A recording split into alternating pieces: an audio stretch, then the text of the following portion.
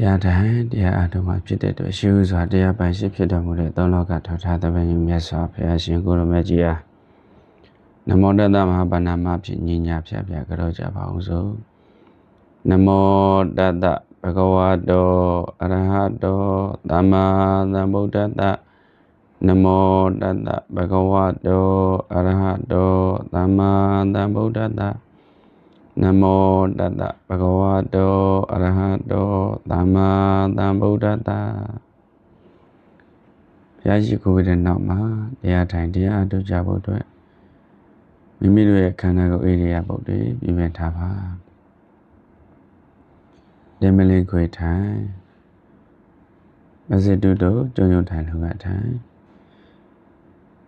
မိမိနဲ့ကိုင်နေတဲ့ချမ်းသာတဲ့ဣရိယာပုတ်ကိုရွေးချယ်ပြီးထိုင်ထားမယ်ကားကိုပြောင်းပြောင်းမထားခေါင်းကိုတဲတဲမထားမျက်စိကပြင်ပအလင်းရောင်ကွယ်ရုံလေးမှိတ်မယ်ခန္ဓာကိုယ်ဣရိယာပုတ်တွေပြင်ပြီးစိတ်ကိုလည်းပြပြမှာစိတ်ကိုဒီတရားအားထုတ်တဲ့အပေါ်မှာအပြည့်အဝအာရုံစိုက်ထားမယ်လို့ဒီလိုမျိုးနှလုံးသွင်းရမှာဖြစ်ပါတယ်ဒီနေ့ကိုဘုန်းတို့တွေးထားကြံထားစဉ်းစားထားတဲ့စိတ်တွေအတွေးတွေအာယုံတွေပေါ့လေဒီနေ့ကိုရှုပ်ချင်တိုင်းရှုပ်များချင်တိုင်းများအဲဒီရှုပ်ထွေးလာတဲ့များပြားလာတဲ့အာယုံတွေကိုခုတရားအားထုတ်ခြင်းမှာတော့ဒီကမ္မဋ္ဌာန်းအာယုံတစ်ခုပဲစူးစက်ကြိုးစားမှတ်မယ်ဆိုတဲ့စိတ်အားတတ္တိတစ်ခုဒါအာယုံပြုထားပါဒီနေ့ညနေပိုင်းမှာဒါအာနာပါနကိုအခြေခံပြီးတော့လေ့ကျင့်ပေးမှာပေါ့ဘုန်းတော်မနက်ပိုင်းကဗုဒ္ဓနုတ္တိနဲ့မေတ္တာအခြေခံပြီးလေ့ကျင့်ပေးပြီဗုဒ္ဓနုတ္တိမေတ္တာရှေ့ပိုင်းမှာအနည်းငယ်ပွားဖို့လည်းကောင်းပါတယ်ဒါကြောင့်ဘုရားရဲ့ဘုန်းတော်ကိုပုံဖော်ဘုရားရဲ့ဂုဏ်တော်တွေကိုစဉ်းစားပြီးတော့အရဟံအဘုခတ်သိငြိမ်တော်မူသောမြတ်စွာဘုရားအရဟံအဘုခတ်သိငြိမ်တော်မူသောမြတ်စွာဘုရားအရဟံအဘုခတ်သိငြိမ်တော်မူသောမြတ်စွာဘုရားနှုတ်ကနေရွတ်နေရမှာမဟုတ်ဘူးနှုတ်ကနေရွတ်နေရမှာမဟုတ်စိတ်ကနေကြံစည်ပေးနေရမယ်ကာမဂုဏ်အတွေ့တွေမကျေမနပ်စိတ်ဆိုးစိတ်ပြည့်တဲ့အတွေ့တွေတတ်ချင်ဖြတ်ချင်အနိုင်ကျင့်ခြင်းနဲ့အတွေ့ဆိုးတွေဒီအတွေ့ဆိုးတွေကိုဖယ်ပြီးတော့ဖះရဲ့ဂုဏ်ကြီးချင်းကိုစဉ်းစားတဲ့အတွေ့ပေါ့တရားအထုတ်တယ်ဆိုတာတွေးတာပါပဲသမ္မာသင်္ကပ္ပပေါ့နေကမသင်္ကပ္ပကုသိုလ်ဖြစ်အောင်တွေးတဲ့အတွေ့အဗျာပါဒသင်္ကပ္ပအာဝိဟိတသင်္ကပ္ပမေတ္တာထားနိုင်တဲ့အတွေ့ကရုဏာထားနိုင်တဲ့အတွေ့ကုသိုလ်ဖြစ်အောင်တွေးတဲ့အတွေ့အဲ့ဒီအတွေ့လေးကိုပဲအားကောင်းအောင်လေ့ကျင့်တာဒါကိုပဲတရားအထုတ်တာလို့ခေါ်တယ် right think ပေါ့ right thought မှန်ကန်တဲ့အတွေ့တွေကိုဒီ improvement ဖြစ်အောင်ဖွံ့ဖြိုးတိုးတက်အောင်လေ့ကျင့်တာစိတ်နဲ့လေ့ကျင့်တယ်ဒါကိုတရားအထုတ်တယ်ခေါ်တာမဟုတ်ရင်ဘုန်းတို့စိတ်ရဲ့အတွေ့ထဲမှာအတွေ့ဆိုးတွေကြီးဆွညစ်တဲ့စိတ်ယုံညံ့တဲ့စိတ်ပြန့်လွင့်ပူပန်တဲ့စိတ်တွေအတွေ့တွေဒါတွေပဲရှိတယ်ဒါကြောင့်ဘုန်းတို့တရားအထုတ်တယ်ဆိုတာတွေးတာပါအတွေးစိုးတွေမဟုတ်ဘဲနဲ့တွေးစရာအာရုံလေးတစ်ခုကိုဒီယူထားတာပေါ့အဲဒီတွေးစရာအာရုံလေးကိုဘုရားအာယုံလို့ခေါ်ဗုဒ္ဓမြတ်စွာဘုရားရှင်ကိုအနုဒီအာယုံယူပြီးတော့အဖန်ဖန်ထက်ထက်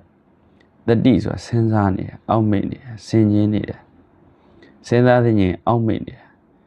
ဘုရားရဲ့ဂုဏ်ကြီးချင်းတွေကိုအဖန်ဖန်ထက်ထက်စဉ်းစားသိရင်ပြီးအောက်မေ့နေတာအဲ့ဒါကိုပဲဗုဒ္ဓနုတ္တိလို့ခေါ်တာအရဟံ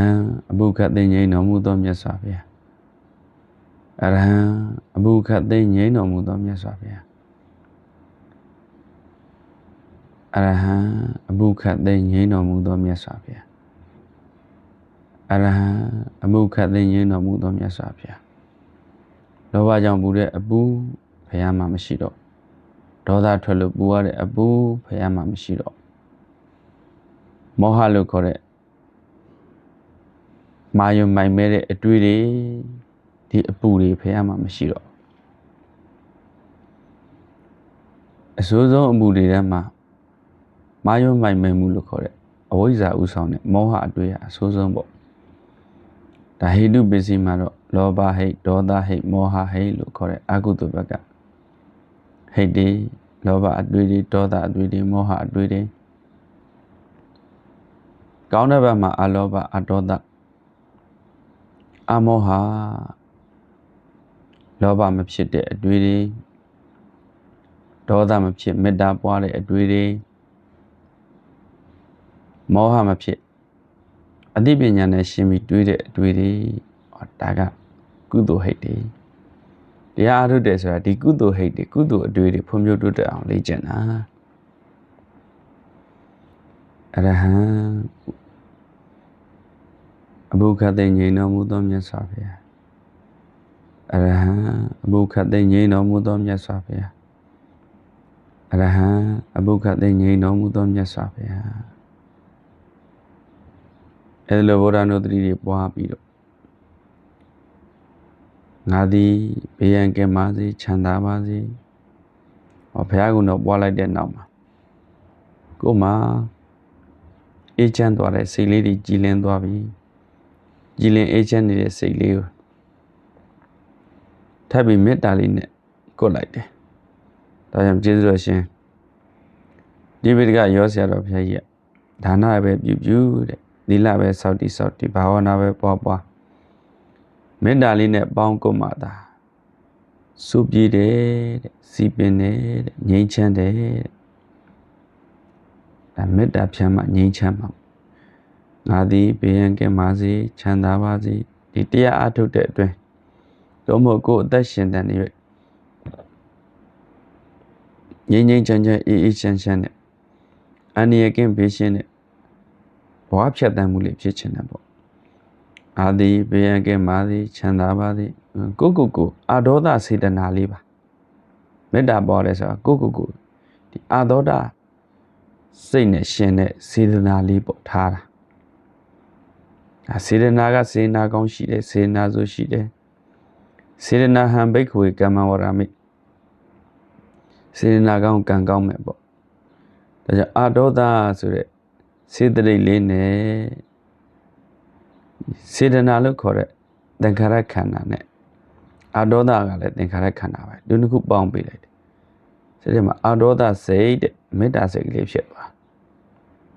ဒါစိတ်စေတနာမှန်ကန်တဲ့ပေါ့ငါသည်ဘေးရန်ကင်းပါစေချမ်းသာပါစေငါသည်ဘေးရန်ကင်းပါစေချမ်းသာပါစေကိုမေတ္တာပွားလိုက်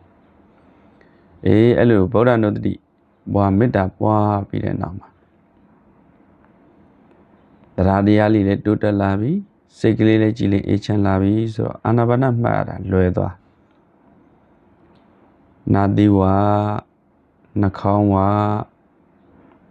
လေထိတဲ့နေရာလေးရှိတယ်အဲ့ဒါလေးသိတာထင်ရှားအောင်ရှုကြည့်ရှိုက်ကြည့်နေရာလေးတွေ့ပြီပေါ့လေထိတဲ့နေရာလေးဒီ touch ပေါ့လေလေးရဲ့ထိတွေ့မှုနေရာလေးကိုသတိပြုမိပြီဆိုရင်အဲ့ဒီနေရာကို focus လုပ်မယ်အဲ့ဒီနေရာကိုစိတ်ထားမယ်ပေါ့ဒါ mindful ကဒီနေရာမှာ mindful ဖြစ်အောင်စိတ်ကိုအဲ့ဒါမှာထားမှာနာသီဝလေထိတဲ့နေရာလေးရဲ့လေလေးရဲ့နှစ်ချက်အနာပါဒမှတ်ရင်အခြေခံဟာfoundation ကဒီနှစ်ချက်ကိုနားလဲရမယ်လေထိတဲ့နေရာလေးရဲ့လေလေးရဲ့လေထိတဲ့နေရာလေးကိုအရင်ရှာတွေ့အောင်ရှာလေထိတဲ့နေရာလေးတွေ့ပြီဆိုရင်အဲ့ဒီနေရာလေးကိုစိတ်ထားပြီးတော့လေလေးဝင်လာရင်ဝင်လေးလေလေးထွက်သွားရင်ထွက်လေးဝင်လေးထွက်လေးနဲ့ဒါအလိုက်တင်မှတ်နေရုံပဲ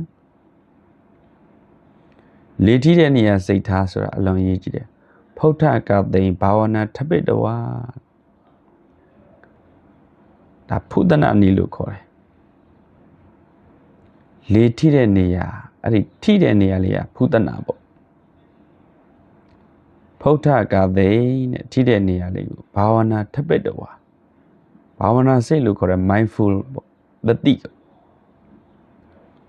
တတိဆိုတာအာယုံကိုထင်ရှားနေတာပေါ့အာယုံကိုစချင်းလုပ်ပေးတာအာယုံကိုထင်ရှားပြီးပြင်းရှိအောင်ထင်ရှားနေတာသိတာစေတာပေါ့လေဟိုလေထိတာမသိသေးဘူးဆိုတာတတိအားမကောင်းနေဘူးလေထိချက် focus မပြတ်သေးဘူးပေါ့လေထိတဲ့နေရာဟိုနန်းထိတာလို့ဒီနန်းထိတာထိချက်မသိဘဲနဲ့ဝင်လေထွက်လေမှတ်နေအပူပဲထိတဲ့နေရာစိတ်ထားမှာတဲ့အဲ့ဒီစိတ်ကိုဒီနေရာလေးမှာပဲဒါစိတ်ဝင်စားခိုင်းတာနော်စိတ်ဝင်စားခိုင်းတာအဲ့လိုမျိုးနဲ့စိတ်ကတောင်းရောက်မြောက်ရောက်ဆိုရင်သမာဓိဖြစ်ဘူးလေဒါကြောင့်ဖုဋ္ဌကသိဘာဝနာထပိတဝါလေထိတဲ့နေရာမှာဘာဝနာစိတ်လို့ခေါ်တဲ့ mindful တတိကိုတဲ့လေထိတဲ့နေရာမှာထားတယ်ဆိုတော့ဘုံနှစ်ချက်လေထိတဲ့နေရာလေးရဲ့လေလေးရဲ့လေထိတဲ့နေရာမှာစိတ်ကိုထားပြီးလေလေးဝင်လာရင်ဝင်လေလို့မှတ်လေလေးထွက်သွားရင်ထွက်လေလို့မှတ်ဝင်လေထွက်လေဝင်လေ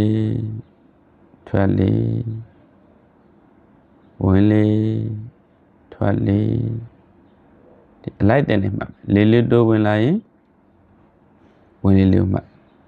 လေမဝင်ရင်ကျိုးမမှတ်နဲ့လေဝင်ပြီးနောက်ကျပြီးမှတာလေလိုက်မမှတ်နဲ့ပေါ့လေလေးဝင်စေအခိုက်တန်ဟောလေဝင်နာနဲ့မှတ်တာနဲ့တစ်ထက်တိကြမယ်လေဝင်နာစောတယ်မှတ်တာနောက်ကျတယ်ဒီလိုမရဘူးမှတ်တာစောတယ်လေဝင်နာနောက်ကျတယ်ကြိုတင်မှတ်လို့လည်းမရဘူးနော် present mind ဖြစ်ဖို့အရေးကြီးတယ် present mind ဖြစ်ရမယ်ဒီ past တွေဖြစ်နေလို့မရဘူးfuture တွေဖြစ်နေလို့မရဘူး present ဖြစ်ရမယ် present mind ဒီလက်ရှိစိတ်ကိုပြောတာလက်ရှိဖြစ်နေတဲ့အခြေအနေမှန်တိုင်းသိရလေလေးဝင်လာတော့ဝင်လေလေလေးထွက်တော့ထွက်လေဝင်လေထွက်လေဝင်လေထွက်လေလေလေးကိုစိတ်ဝင်စားကြည့်လေတိုးတာရှိတာကြည်ခိုင်းတာမဟုတ်ဘူးလေအတွင်းနဲ့ဝင်သွားတာအပြင်ဘက်ထွက်သွားတာအဲ့ဒါစိတ်ဝင်စားတယ်မလို့လေထိတဲ့နေရာလေးမှာပဲလေဝင်တိုင်းထွက်တိုင်းသိနေဖို့အရေးကြီးတယ်ထွက်ဝင်တိုင်းထိတိုင်းတတိမြဲစေတာထိမှုသိမှုထုနှစ်ခုတတိကြက်ပြုထွက်ဝင်တိုင်းထိတိုင်းတတိမြဲစေတာကျေးဇူးတော်ရှင်လေဒီဆရာတော်ဘုရားဒီတိုင်းသင်ထွက်ဝင်တိုင်းထိတိုင်းတတိမြဲစေတာထိမှုသိမှုဟောထိတာလေးရဲ့သိတာလေးရဲ့လေးလေးထိဝင်သွားတယ်ဝင်လေလို့မှလေးလေးထိထွက်သွားတယ်ထွက်လေလို့မှထိမှုသိမှုထိုနှစ်ခုတတိကြက်ပြုတဲ့တတိရဲ့ဝရိယရဲ့ဒါကြက်မမတာရေးကြည့်တယ်နော်ဝရိယကအာယုံစိုးအတွေးစိုးတွေဝင်မလာအောင်လေးအာယုံမှတပါတခြားအာယုံတွေတခြားအတွေးတွေဝင်မလာအောင်ဝရိယနဲ့ပိတ်ဆို့ထားတယ်ကာယံထားတယ်တားဆီးထားတယ်ကန့်သက်ထားတယ်ဒါကိုတမ္ပပဒံလုံးလဝရိယအာကုသိုလ်ကိုတားဆီးတယ်လို့ဒီလိုခေါ်တယ်ဒါကဝရိယကအာကုသိုလ်ကိုတားဆီးတဲ့အလုပ်လားဆိုတော့ဒါလည်းမကဘူးကုသိုလ်ကိုပွားစည်းစေတယ်တဲ့မဘောလုံးခွင်းတစ်ခွင်းမှာလုံခြုံရေးတွေချထားတယ်ဆိုရင်လုံခြုံရေးတွေကရံမဖြစ်အောင်ပြင်ပကတောင်းညံတဲ့သူတွေဝင်မလာအောင်ဒီလိုလဲကာကွယ်ပေးရတယ်လို့ဘောလုံးခွင်းမှာရှိတဲ့ကန်တဲ့သူတွေရောကြည့်တဲ့သူတွေရောအကုန်လုံးကိုယ့်အလုပ်ကိုချမ်းချမ်းသာသာပျော်ပျော်ရွှင်ရွှင်လုပ်နိုင်မှုအတွက်ဆောင်းလျှော့ပေးနိုင်စွမ်းရှိအဲ့လိုမျိုးပေါ့ဝိရိယရဲ့သဘောအဲ့တိုင်းပဲအကုသိုလ်မဖြစ်အောင်တားဆီးတယ်ကုသိုလ်တွေတိုးပေါ်အောင်ပွားစည်းစေတယ်ဒါဝိရိယဒါကြောင့်တတိနဲ့ဝိရိယနဲ့ကြက်မှထားမယ်ထွက်ဝင်တိုင်းထိတိုင်းတတိမြဲစေတာထိမှုသိမှုတို့နှစ်ခုတတိကြက်ပြုတတိယတတိပေါ့ကြက် ပြုတယ်ဆိုတာဝိရိယတတိနဲ့ဝိရိယအတွဲညီဖို့အရေးကြီးတယ်ညီပါတယ်ဒါကုသိုလ်စိတ်တွေပဲသူတို့လေထီးတဲ့နေရာလေးမှာစိတ်ထားတေးသေးချာချာလေထီးတဲ့နေရာလေးတွေ့အောင်ရှာဖို့လိုတယ်ပြင်းပြထန်ထန်ရှူစရာမလိုဘူးပြင်းပြထန်ထန်ရှိုက်စရာမလိုဘူးခန္ဓာကိုယ်ကြီးလှုပ်ရမ်းနေစရာမလိုဘူးနော်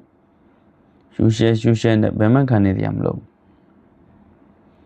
မြတ်စွာဘုရားရှင်ကအာနာပါနဟာတဲ့မွန်လဲမွန်မြတ်ဤတိမ်လဲတိမ်မွတ်ဤသွန်လောင်းဖြစ်ဆက်စရာမလိုဘူးတဲ့အာနာပါနအာထုတာတိမ်လဲတိမ်မွတ်တယ်မွန်လဲမွန်မြတ်တယ်အာနာပါနအာထုငြိမ်လူကစမတ်ကြတခြားကမ္မထာနဲ့ကိုမသိဘူးအာနာပါနအာထုတဲ့သူကပို့ပြီးတော့ငြိမ်သက်ဒါဘုရားဟောတဲ့ဤတိုင်မှန်တယ်ဆိုရင်တော့ငြိမ်လို့ငြိမ်လဲငြိမ်သက်ဤမွန်လဲမွန်မြတ်ဤဒီစိတ်ထဲမှာလေစိတ်ဆိုးစိတ်ယုတ်တွေလုံးဝမဝင်အောင်ဒီတသိနိုင်တဲ့စွမ်းရည်ရှိတယ်။ဒါလေထီးတဲ့နေရာလေးမှာစိတ်ထားလေးလေးဝင်လိုက်ဝင်လေးထွက်သွားရင်ထွက်လေးဝင်လေးထွက်လေးဝင်လေးထွက်လေးဝင်လေးထွက်လေးစိတ်ရိုင်းနွားဆိုတတိကျိုးနဲ့မတိုးရဲနိုင်အာယုန်တိုင်ခိုင်ခိုင်ချီလေပြီခိုင်ခိုင်ချီထားစိတ်မိုက်နွားပြေးသွားရုံကြီးယုံမရတာခြေတိုင်းမှာမောကငြိမ့်သက်ဤမောကငြိမ့်သက်စိတ်မထွက်တိုးတက်တမာတိတမာရိယစိတ်ငြိမ်ကစိတ်တဝိတ္တုရိစိတ်ရိုင်းနွားဆိုဒီဘုံဘုံတို့တနေ့ကုန်ထင်ရမြန်စိုက်မိရိုင်းနေတဲ့ဒီစိတ်ဘယ်လိုလုပ်ရင်ကြည့်မလဲဒီနတ်သိုးကျိုးပြတ်ဆိုတာမျိုးလို့ပေါ့ဒီနေရာမှာနတ်သိုးနဲ့ဥပမာပေးတာစိတ်ရိုင်းနွားဆိုတတိကျိုးနဲ့မတိုးယုံနိုင်အာယုန်တိုင်ဆိုတာလေထိတဲ့နေရာလေးမှာတတိဆိုတဲ့စိတ်လေးကိုနဖားကျိုးထိုးထားဟိုဒီမြင်းရိုင်းနေနွားရိုင်းနေဘလောက်ရိုင်းရင်နဖားကျိုးကင်လိုက်ရင်ဒီနှာနုကိုဗျနှာနုကိုကျိုးချိုင်းနဲ့ချီးပြီးတုတ်ထားလိုက်တဲ့ဆိုရင်တို့ဖြက်လူအောင်နာတယ်ဒါကြောင့်သူတို့နိုင်သွားအဲ့ဒါလိုပဲလေတီးတဲ့နေရာလေးမှာတတိဆိုတဲ့ကျိုးနဲ့နဖားကျိုးထိုးထားတာကတ်ထားတာအမိကိုင်းတွေ့ထားတာအဲ့လိုဆိုတဲ့ကစိတ်ရိုင်းနွားဆိုတတိကျိုးနဲ့မတိုးယုံနိုင်အာယုန်တိုင်းလေတီးတဲ့နေရာလေးနော်တတိဆိုတဲ့စိတ်ဆွမ်းအားနဲ့နဖားကျိုးထိုးခိုင်ချီလေပြီးဝိရိယနဲ့ကြက်မတ်အာကုသိုလ်ကမွေးအောင်ကုသိုလ်တွေတိုးပွားလာအောင်ကုသိုလ်တိုးပွားတဲ့ဆိုတာမထူးသမ်းပါဘူးလေးဝင်တိုင်းထွက်တိုင်းဝင်လေးထွက်လေးဝင်လေးထွက်လေးနဲ့မှတော့အကုသိုလ်စိတ်မဖြစ်တာကုသိုလ်တိုးပွားနေတာပေါ့ဟိုဘုံတို့တွေမှာကုသိုလ်ဖြစ်မဖြစ်အကုသိုလ်ပဲဖြစ်ဒီနို့အိတ်ပြောနေတဲ့အချိန်လွှဲရင်ကျန်တဲ့အချိန်နိုးလာပြီဆိုတာနဲ့ကုသိုလ်ဖြစ်မဖြစ်အကုသိုလ်ဖြစ်အခုကလေးဝင်တိုင်းထွက်တိုင်းဝင်လေးထွက်လေးဝင်လေးထွက်လေးလို့အတွေးသောအာယုံတို့တွေမဝင်တာနဲ့ပဲကုသိုလ်ဖြစ်နေဒီအစိုးတွေမဖြစ်ရင်အကောင်းဖြစ်နေတာပေါ့ဒါပါပဲဝင်လေးထွက်လေးဝင်လေးထွက်လေးစိတ်ရိုင်းနွားဆိုတတိကျိုးနဲ့မတိုးယုံနိုင်အာယုံတိုင်ခိုင်ချီလေပြီတတိနဲ့ဝိရိယနဲ့နော်ကြက်တီတဲ့နေရာမှာကတ်ထားခိုင်ချီထားစိတ်မိုက်နွားပြေးသွားရုံကြီးဟောနတ်သိုးကျိုးပြတ်နဲ့တူတဲ့စိတ်ရိုင်းကထွက်သွားသေးတယ်ပြင်ပအာယုန်တွေလှန့်ပြီးတော့လက်ခံနေသေးတယ်တခါပြင်ပကဧည့်သည်တွေကိုခေါ်သွင်းလာသေးတယ်ဒီစိတ်ထဲဒါကြောင့်အတွေးတွေဝင်လာရင်လေစိတ်မဆိုးနဲ့စိတ်မပြတ်နဲ့ don't fight အတွေးတွေနဲ့ရံမဖြစ်နဲ့စိတ်တွေပြန့်လွင့်သွားလို့စိတ်တွေမငြိမ်လို့စိတ်လှုပ်ရှားတာတွေများနေလို့မတည်ကြည်လို့ဆိုရင်လေစိတ်မဆိုးနဲ့စိတ်မပြတ်နဲ့ don't fight ရံမဖြစ်နဲ့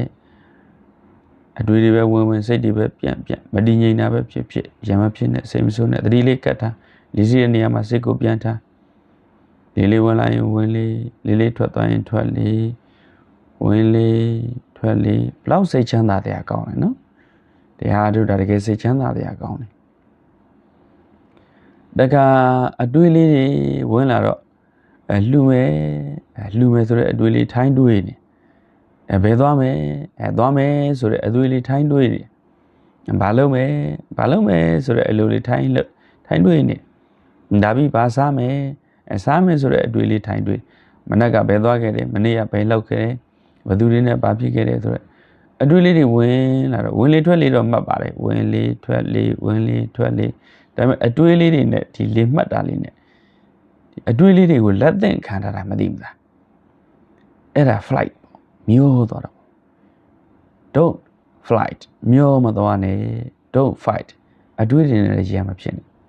ဒီနှစ်ချက်ကိုသတိထားအတွေ့တွေနောက်လိုက်မသွားနဲ့အတွေ့နဲ့မချက်နဲ့ဘယ်လိုတော့ဟာဒါဘာသန်းတော့ဟာဘယ်ကိစ္စတော့ဟာဘယ်လိုဖြစ်တာတော့ဟာဘသူကြောင့်ဖြစ်တာတော့ဟာဘယ်မှာဖြစ်တာတော့ဟာလို့အတွေ့တွေနဲ့မချက်အတွေ့တွေကိုနဲ့ချက်ပြီးအတွေ့တွေမျောသွားတာ don't flight မျောသွားတယ်နဲ့အတွေ့တွေဝင်ရမလားစိတ်တွေပြန့်ရမလားစိတ်တွေမငြိမ်ရမလားဆိုပြီးတော့ကိုစိတ်ဆိုးတယ်စိတ်ပြက်တယ်အမျက်ထွက်တယ်အတွေ့တွေနဲ့ရံမဖြစ်နဲ့ don't fight don't flight ရံမဖြစ်နဲ့မျောပါမသွားစေနဲ့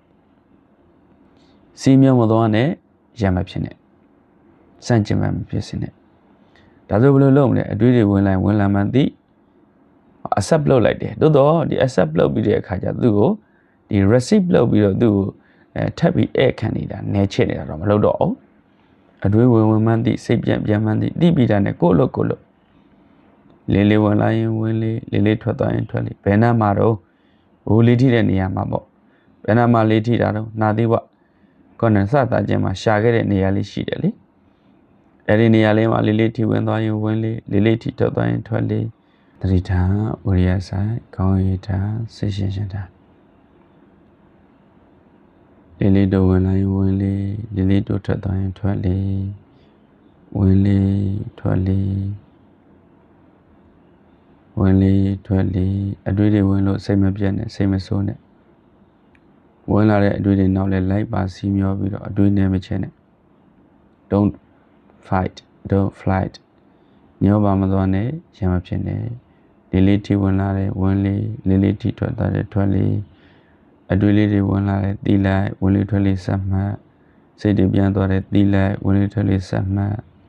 ကိုယ့်လောကဒီတလုပ်ပဲဇောက်ချလို့နော်အလုပ်တစ်ခုတည်းမှာဇောက်ချလို့ရမယ်နော်ဒီဝင်လေထွက်လေကိုသိနေဖို့အရေးကြီးတယ်လွတ်ကိုမသွားသေးရဘူးဟာလို့ဒီလိုမျိုးလွတ်ကိုမသွားသေးရဘူးဟာလို့စိတ်ကိုဒီလိုမျိုးအာရုံစိုက်တာဒါစိတ်ကယော့ရင်ယော့သွားတာဒါစေတသိက်ကဝိရိယလို့ခေါ်တယ်ဒါဤကဝိရိယကိုအားလဲထည့်ရတယ်ကိုကယော်ဒီယော်ရဲ့ဖြစ်နေရင်ရဲရိုင်းနေတယ်လို့ထင်နေဆိုရင်ဒါပြန်တက်ခဏတဲ့လိုက်ဆန့်လိုက်ကော့လိုက်ရိမ့်လိုက်မလုပ်ပါနဲ့အဲ့ဒါဆိုရင်ဇလုံးလှုပ်ရင်ရေလှုပ်တယ်ဇလုံးကခန္ဓာကိုယ်ကြီးနဲ့တူတာပေါ့ရေကစိတ်နဲ့တူတာပေါ့ခန္ဓာကိုယ်ကခဏပြင်လိုက်ပြောင်းလိုက်ကော့လိုက်ဆန့်လိုက်ပြန်ချလိုက်နေဆိုရင်အတွင်းကစိတ်ကလည်းလှုပ်သွားအဲကြောင့်ဇလုံးလှုပ်ရင်လေရေလှုပ်တတ်တယ်တဲ့မလှုပ်စိတ်နဲ့နော်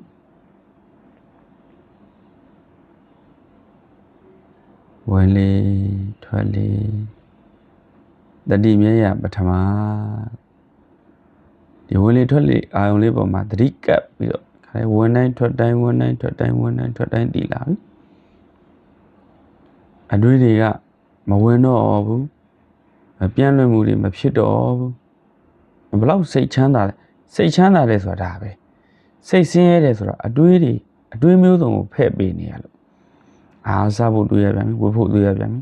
သွားဖို့တွေးရပြန်ပြီမကျေနပ်တာတွေတွေးရပြန်ပြီစိတ်ပြက်စရာတွေတွေးရပြန်ပြီစိတ်ပူစရာတွေတွေးရပြန်ပြီအဲ့ဒီအတွေးတွေသိပ်များသွားတဲ့အခါဝင်နဲ့ထွက်ဝင်နဲ့မမျှသလိုပေါ့စိတ်ရဲ့ပါဝါနည်းနည်းပဲရှိ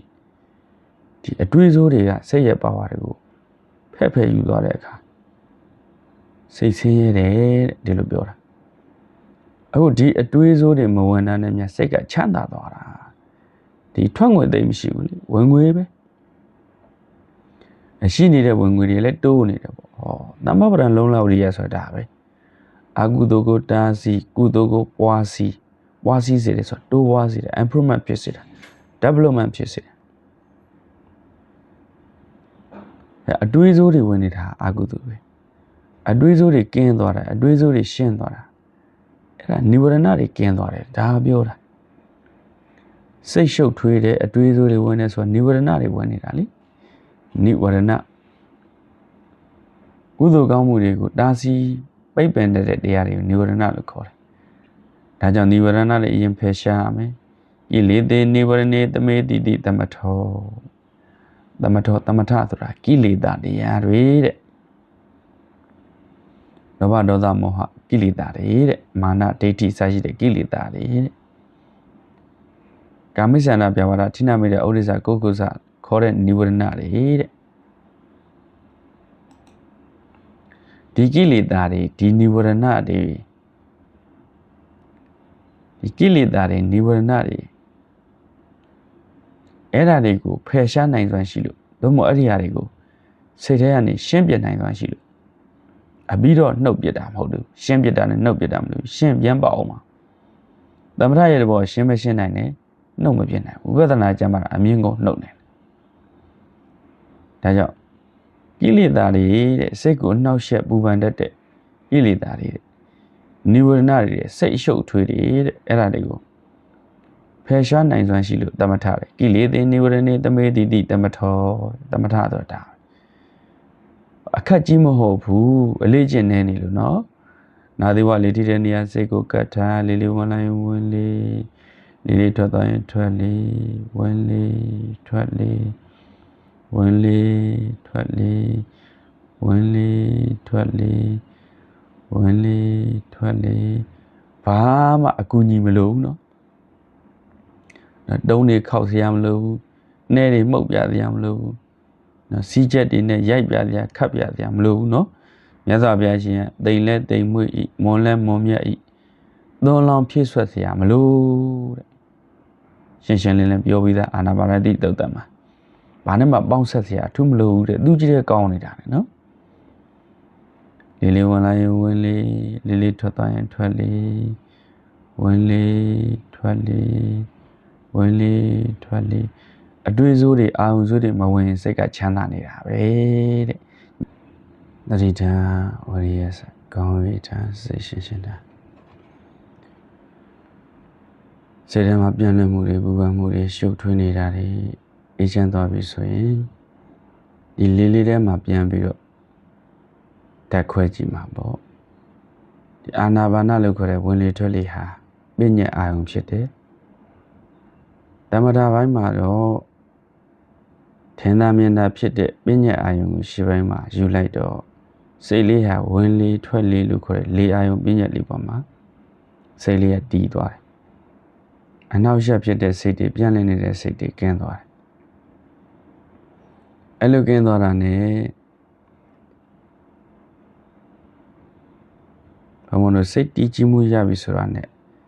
ဝိပဿနာဘက်ကိုကူးမယ်ဆိုတော့ပရမတ်တရားတွေကိုရှုရမှာပေါ့ပရမတ်တရားတွေဆိုတာရုပ်နဲ့နာမ်ပါပဲ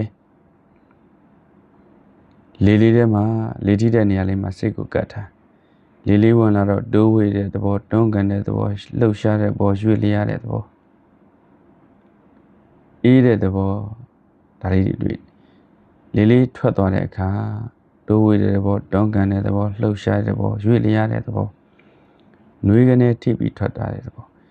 အေးတဲ့တက်လေးတွေနှွေးတဲ့တက်လေးတွေတိုးတဲ့တက်လေးတွေတွန်းတဲ့တက်လေးတွေလှုပ်တဲ့တက်လေးတွေငြိမ်တဲ့တက်လေးတွေတခုတည်းပြောတော့လေထိတဲ့နေရာလေးမှာပါလေလေထိတဲ့နေရာလေးဟာကာယပတ္တရအကြည်ယုတ်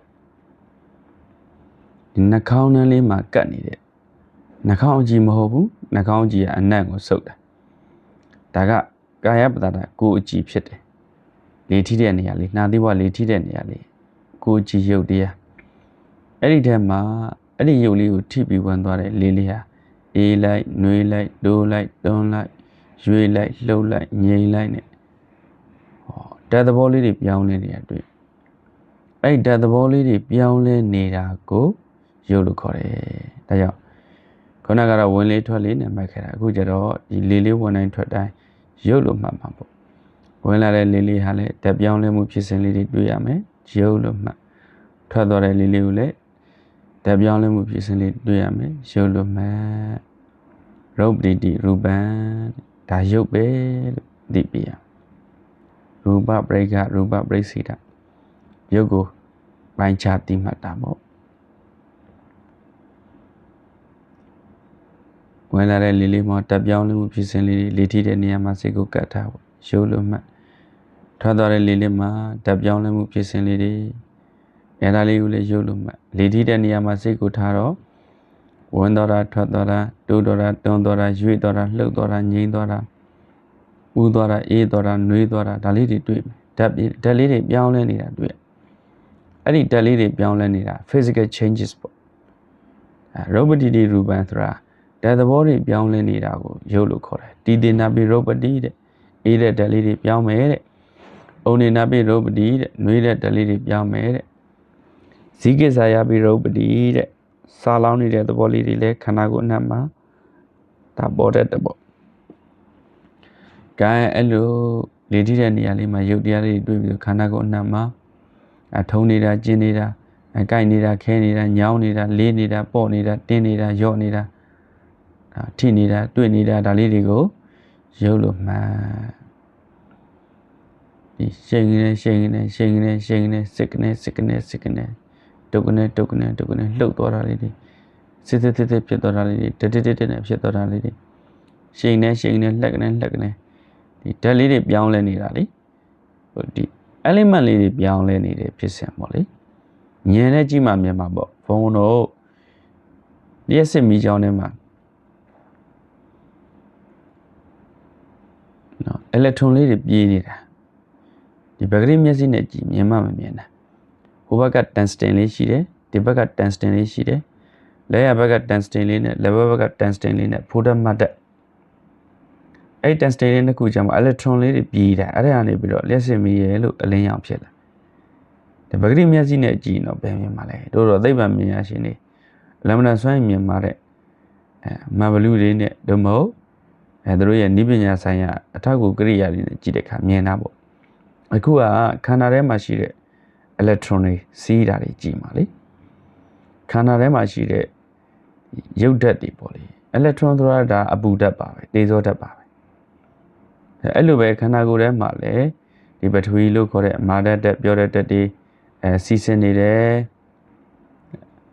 ဒါတေဇောလို့ခေါ်တဲ့ပူဓာတ်အေးဓာတ်တွေစီးဆင်းနေတယ်ဝါယောဓာတ်လို့ခေါ်တဲ့တွန်းကန်လှုပ်ရှားတဲ့ဓာတ်တွေစီးဆင်းနေတယ်အာဘောဓာတ်ဆိုတဲ့ဟာကတော့မထင်ရှားဘူးတဲ့သူ organize လုပ်ပေးရုံတတ်ပါတဲ့အာဘောဓာတ်ကစုစည်းပေးတဲ့သဘောပါတဲ့ဒါကြောင့်ဖောဓဘဓာတ်ကိုဟောတဲ့နေရာမှာပထဝီလို့ခေါ်တဲ့အမာအပြောဓာတ်တွေတွေ့ရမယ်လေဇောလို့ခေါ်တဲ့အပူအေးဓာတ်တွေတွေ့ရမယ်ဝါယောလို့ခေါ်တဲ့အတွန်းအလှုပ်အငြိမ်ဓာတ်တွေတွေ့ရမယ်ဒီယူစည်းတဲ့ဖွဲ့စည်းတဲ့ဆိုတာရုပ်တရက်မမြင်နိုင်ဘူးဖောဓဘဓာတ်ကို၃ပါးပဲပြောတယ်နော်ဖောဓဘာယတနံကာယဝိညာဏဓာတုယဖောဓဘာယတနံဒီဖောဓဘာယတနာလို့ခေါ်တဲ့အပူဓာတ်အေးဓာတ်လေဇောအတူတဲ့အလှုပ်တဲ့အငြိမ့်တဲ့ဝါယောအမာဓာတ်အပြောဓာတ်ပထဝီဒီဓာတ်သုံးပါးကိုဖောဓဘာယတနံဘယ်မှာထိမှာတော့ကာယဝိညာဏဓာတုယနာသီဝလေးထိတဲ့နေရာမှာလည်းထိတယ်ခန္ဓာကိုယ်အနှံ့ဒီစပလုံးတစ်ထောက်တော့မဟုတ်အဖျားတစ်ထောက်စာနေရာတောင်မလက်ပဲနဲ့မွေးညင်းတို့ဆမ်းမင်းတို့ခြေသက်ပြလက်သက်ပြတို့လွယ်ရင်ခန္ဓာကိုယ်အနှံ့မှာဒီဓာတ်သဘောတွေအမြဲတမ်းတွေ့ထိနေတယ်လှုပ်ရှားနေတယ်အတွင်းဓာတ်တွေရောအပြင်ဓာတ်တွေရောအဲ့ဒီဓာတ်ပြောင်းလဲနေတဲ့ဖြစ်စဉ်လေးတွေကိုရုပ်လို့မှန်ရုပ်ဘူရာလေးတွေ့လဲရုပ်ပေါ့ရာရာလေးတွေ့လဲရုပ်ပေါ့ကြားရာလေးလဲရုပ်ပေါ့နာနာလေးလဲရုပ်ပေါ့အောင့်နာလေးလဲရုပ်ပေါ့ထုံနာကျင်နာလေးလဲရုပ်ပေါ့ရာရာလေးလဲရုပ်ပေါ့ပေါ့တာလေးလဲရုပ်ပေါ့လေးတာလေးလဲရုပ်ပေါ့ဒိုးတာလေးလဲရုပ်ဒွန်တာလေးလဲရုပ်ဘာလေးမှမရုပ်လို့ရုပ်ကိုမီးပြီးဖြစ်တဲ့သိမှုသဘောတွေပူတာလေးလည်းသိတယ်ရာတာလေးလည်းသိတယ်အေးတာလေးလည်းသိတယ်လှုပ်တာလေးလည်းသိတယ်ညောင်းတာလေးလည်းသိတယ်နဲ့မှပူတာလေးလည်းသိတယ်နဲ့မှကြားတာလေးလည်းသိတယ်ဒီသိမှုသဘောလေးတွေကြားတာလေးရတက်သိတာလေးရတက်ပူတာလေးရတက်ဘူမှန်သိတာလေးရတက်ရာတာလေးရတက်ရမ်းမှန်သိတာကတက်ဒီလိုမျိုးသိလား ယာဒါလေးကယုတ်ယာမန်တိတာကနံဘူရာကယုတ်ဘူမန်တိတာကနံထုံနာကယုတ်ထုံမန်တိတာကနံညောင်းနာကယုတ်ညောင်းမန်တိတာကနံကြိုက်ခဲနေတာယုတ်ကြိုက်ခဲမန်တိတာကနံဟောယုတ်နဲ့နံဒီခန္ဓာကိုယ်မှာယုတ်နဲ့နံတာရှိတယ်အဲ့လိုသိသွားတဲ့ဉာဏ်ကိုယုတ်နံသိတဲ့ဉာဏ်နာမရူပပရိစ္ဆေဒဉာဏ်တဏိဒိဋ္ဌိခွာတဲ့ဉာဏ်ဒိဋ္ဌိခွာတယ်ဆိုတာအတ္တဇီဝလိပ်ပြာအထေကိုအတွက်လုံးရတဏ္ဏဘုံဟာနမိတ်ငါတို့ဘယောက်ျားမိမှာကောင်းခါခြေလက်ဆိုတဲ့အထင်းနေအမြင်နေပျောက်သွားပြီးတော့ဓာတ်ပြောင်းလဲမှုရဲ့အာယုန်သိမှုရဲ့ဒီနှစ်ခုတည်းပဲရှိတော့တယ်ဆိုရင်ဒါဒိဋ္ဌိကွာသွားတာပဲဆွဲခွာလို့မရဘူးနော်ဉာဏ်အလုံးနားမလဲလဲအခြေအနေကနေနားလဲသွားတာပေါ့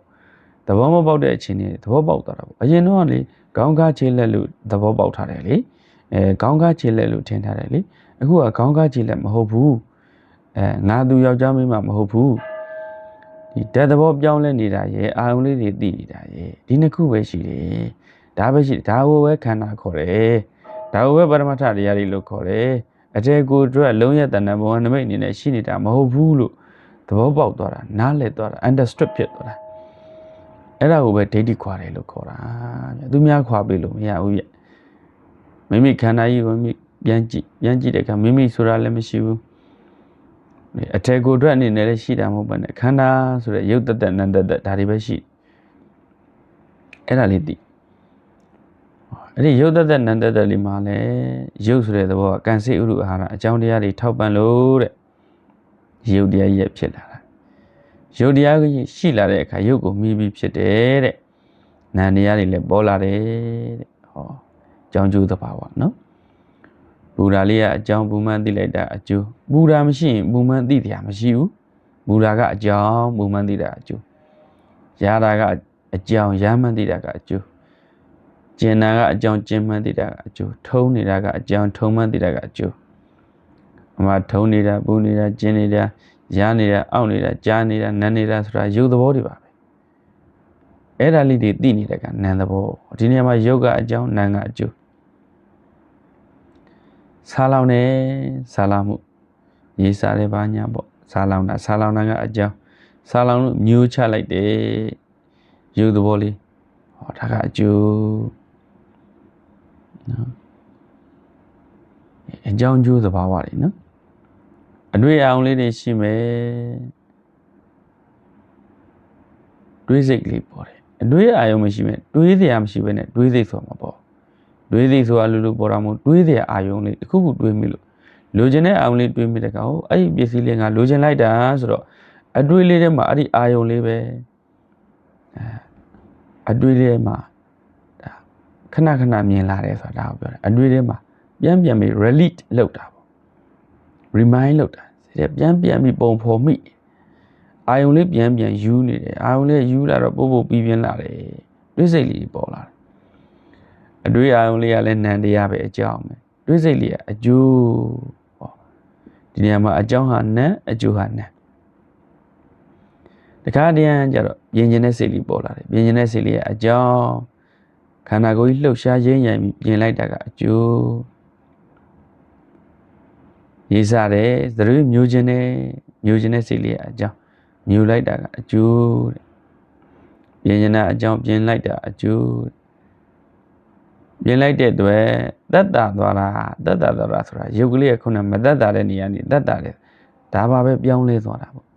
မသက်တာတဲ့အခြေအနေကနေသက်တာတဲ့အခြေအနေကိုပြောင်းလဲသွားတာအဲ့ဒါကိုပဲဖောက်ပြန်တယ်လို့ခေါ်တာဒါရုပ်လေးကအကြောင်းတရားပေါ့သက်တာသွားတဲ့အခါစိတ်ထဲမှာချမ်းသာသွားတာခုမှသက်တာသွားတယ်ပြင်လိုက်မှသက်တာသွားတယ်ဆိုတော့စိတ်ချမ်းသာသွားတယ်ချမ်းသာသွားတဲ့စိတ်လေးကအကျိုးပြင်လိုက်တာအကြောင်းတခါတည်းမှာယုတ်ကအကြောင်းနန်းကအကျိုးတခါတည်းနန်းကအကြောင်းနန်းကအကျိုးတခါတည်းနန်းကအကြောင်းယုတ်ကအကျိုးတခါတည်းယုတ်ကအကြောင်းနန်းကအကျိုးလို့ယုတ်တရားတွေနန်းတရားတွေကအပြန်လန်ကြောင်းကျိုးဆက်ပြီးတော့အပြန်လန်ထောက်ပံ့ support လုပ်ပေးတာပေါ့အပြန်လန်အညမညအနေနဲ့အထောက်ပံ့ပေးပြီးတော့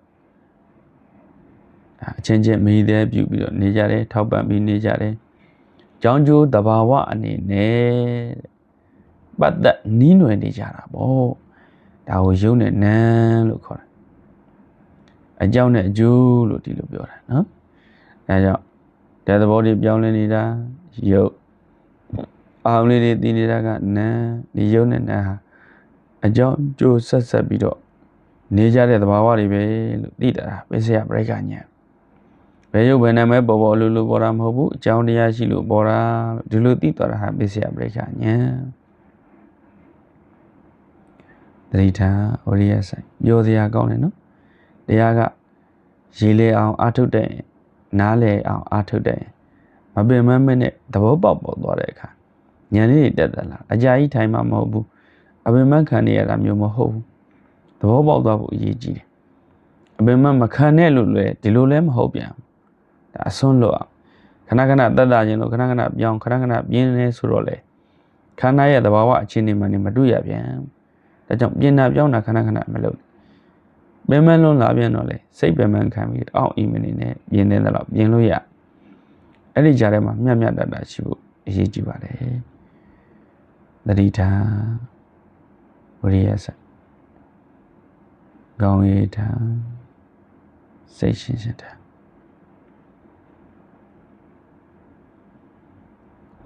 တတိထာဝရိယစကောင်းရည်ထာစိတ်ရှင်းရှင်းထာအကြောင်းတရားဖြစ်တဲ့ပူမှုရုပ်ကလေးကလည်းဖြစ်ပြီးပြတ်သွားတယ်အကျိုးတရားဖြစ်တဲ့ပူသိစိတ်လေးကလည်းသိပြီးပြတ်သွားတယ်အကြောင်းတရားဖြစ်တဲ့ကြားတဲ့ရုပ်လေးကလည်းဖြစ်ပြီးပြတ်သွားတယ်အကျိုးခန္ဓာဖြစ်တဲ့ကြားသိစိတ်လေးကလည်းသိပြီးပြတ်သွားတယ်အကြောင်းတရားကလည်းဖြစ်ပြအကျိုးတရားကလည်းဖြစ်ပြပါပဲသဗ္ဗေသင်္ခါရအိဋ္ဌာ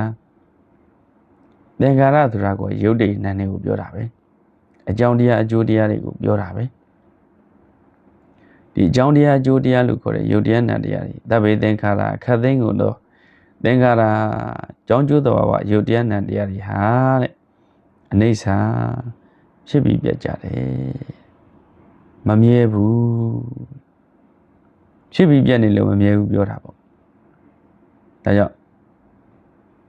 ပူရာလေးလည်းရှိန်နေဖြစ်လိုက်ပြက်လိုက်ရာရာလေးလည်းစိတ်ကနေဖြစ်လိုက်ပြက်လိုက်စိတ်ထဲမှာအတွေးလေးလည်းဖြက်ဒါအတွေးတွေတစ်ဖြက်ဆိုတာမျိုးလို့ပေါ့အတန်တော့မထွက်ပါဘူးသူကပြောင်းသွားတာပေါ့ရုပ်ရှင်တစ်ခွက်ဒီ feeling လေးတွေတစ်ချက်ဆက်တာတို့တော့တဒန်းနဲ့ထင်သွားအဲ့လိုမျိုးတန်တတိအစဉ်လို့ခေါ်တယ်တဒန်းနဲ့ထင်သွားတန်တတိတစုတစည်းတည်းထင်နေဆိုသမုဟပေါ့ချက်ပြင်းကြီးအပေါင်းစုကြီးလို့ထင်တာကဏပေါ့ဒါကြောင့်တန်တတိအစဉ်တို့သမုဟအစဉ်တို့ကဏအစဉ်တို့အစဉ်အတန်းတို့အစုအပေါင်းတို့အဆိုင်အခဲတို့ဒုရကြီးလို့ထင်နေတဲ့အထင်နဲ့အမြင်တွေကိုထိုးဖောက်ဖြတ်တောက်ပြဖို့လိုတယ်ဉာဏ်နဲ့ထိုးဖောက်ဖြတ်တောက်အဲ့ဒါသမ္မာသဏ္ဍာန်ဉာဏ်ခေါ်တာဝိပဿနာဉာဏ်ရဲ့ entrance ဝိပဿနာဉာဏ်10ပါးမှာပထမဆုံးဉာဏ်ဟာသမ္မာသဏ္ဍာန်ဉာဏ်ပဲ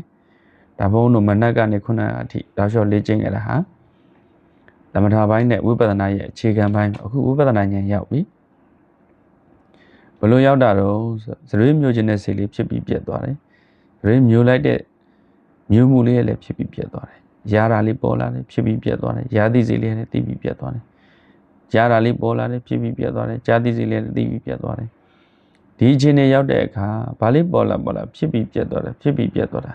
မမြဲတာလေးတွေကိုစောင့်ကြည့်နေဖို့ပဲအရေးကြီးတယ်ခန္ဓာမှာဘယ်သဘောလေးပေါ်လာပြောပြီးပေါ်ပြီးပြောင်းနေတာဖြစ်ပြီးပြတ်နေတာမမြဲတာလေးတွေကိုမြင်အောင်ကြည့်ပါကာယမိမံတမ္မတထပရိဇာနာထပုဏ္ဏကာယေသဘာဝဝိတိတောနံဒုက္ခတဏ္ဍံကရိတတိဒီခန္ဓာကိုယ်ကြီးမှာဖြစ်နေတဲ့ဖြစ်မှုပြမှုအခြေအနေမှန်တွေကိုတတိပညာလို့ခေါ်တဲ့ဥပဒနာဉာဏ်နဲ့စောင့်ကြည့်နေပါတတိဆိုတဲ့အုပ်စုမှာဒီယုတ်တရားနံတရားရဲ့ဖြစ်မှုပြမှုတွေကိုထင်ရှားအောင်ပေါ်လွင်အောင်စောင့်ကြည့်နေတာကတတိအဲ့ဒါတွေထင်ရှားပေါ်လွင်မှုတွေကိုအမှန်တိုင်းတိတိကျကျရှုမှတ်နေတာကသမာဓိအဲ့လိုတိတိကျကျရှုမှတ်နိုင်မှုအတွက်ပံ့ပိုးပေးထားတာကဝိရိယတတိသမာဓိဝိရိယဒါကိုတတိလို့ခေါ်တာပေါ့ ဒါတမာတိမက်ခင်ပေါ့လေတကမှန်ကန်တဲ့အတိုင်းပဲဖြစ်ပြီးပြက်နေတဲ့အခြေအနေမှလည်းအမှန်တိုင်းသိသွားတာကတမာဒိဋ္ဌိပေါ့အမှန်တိုင်းသိတဲ့အတိုင်းပဲမမြဲတာပဲလို့အမှန်တိုင်းတွေးပြီးတာလက်ခံပြီးတာဒါကတမာသင်္ကပ္ပတတိပညာတွေနဲ့စောင့်ကြည့်လို့ပြောလိုက်တော့တမာဒိဋ္ဌိလို့ခေါ်တဲ့အမှန်တိုင်းလက်ခံသွားတာရဲ့တမာသင်္ကပ္ပလို့ခေါ်တဲ့အမှန်တိုင်းတွေးတော့ကြံစည်ပေးနေတာရဲ့တမာတတိလို့ခေါ်တဲ့အာယုန်တွေကိုထင်ရှားနေတာရဲ့တမာသမာဓိလို့ခေါ်တဲ့အာယုန်တွေကိုတည်ကြည်နေတာရဲ့အာယုန်တွေဆိုတဲ့နေရာမှာယုံ nant အာယုန်ဖြစ်ပြအာယုန်တွေပေါ့တမာဝါယမလို့ခေါ်တဲ့အမှန်တိုင်းပံ့ပိုးပေးနေတာဒီမဂ်ခင်၅ပါးကိုပဲကာရပကမဂ်ခင်ကာရကမဂ်ခင်အလိုသမမဂ်ခင်၅ပါးလို့ခေါ်တာပေါ့ဒါပဲပုပ္ပဘာကမဂ်ဆိုတာလည်းဒါပဲလောကီမဂ်ဆိုတာဒါပဲဝိပဿနာဉာဏ်နေဆိုတာလည်းဒါလေးပါပဲတရားလေးနဲ့ကြည်နေတာအဲ့ဒီဉာဏ်ကြီး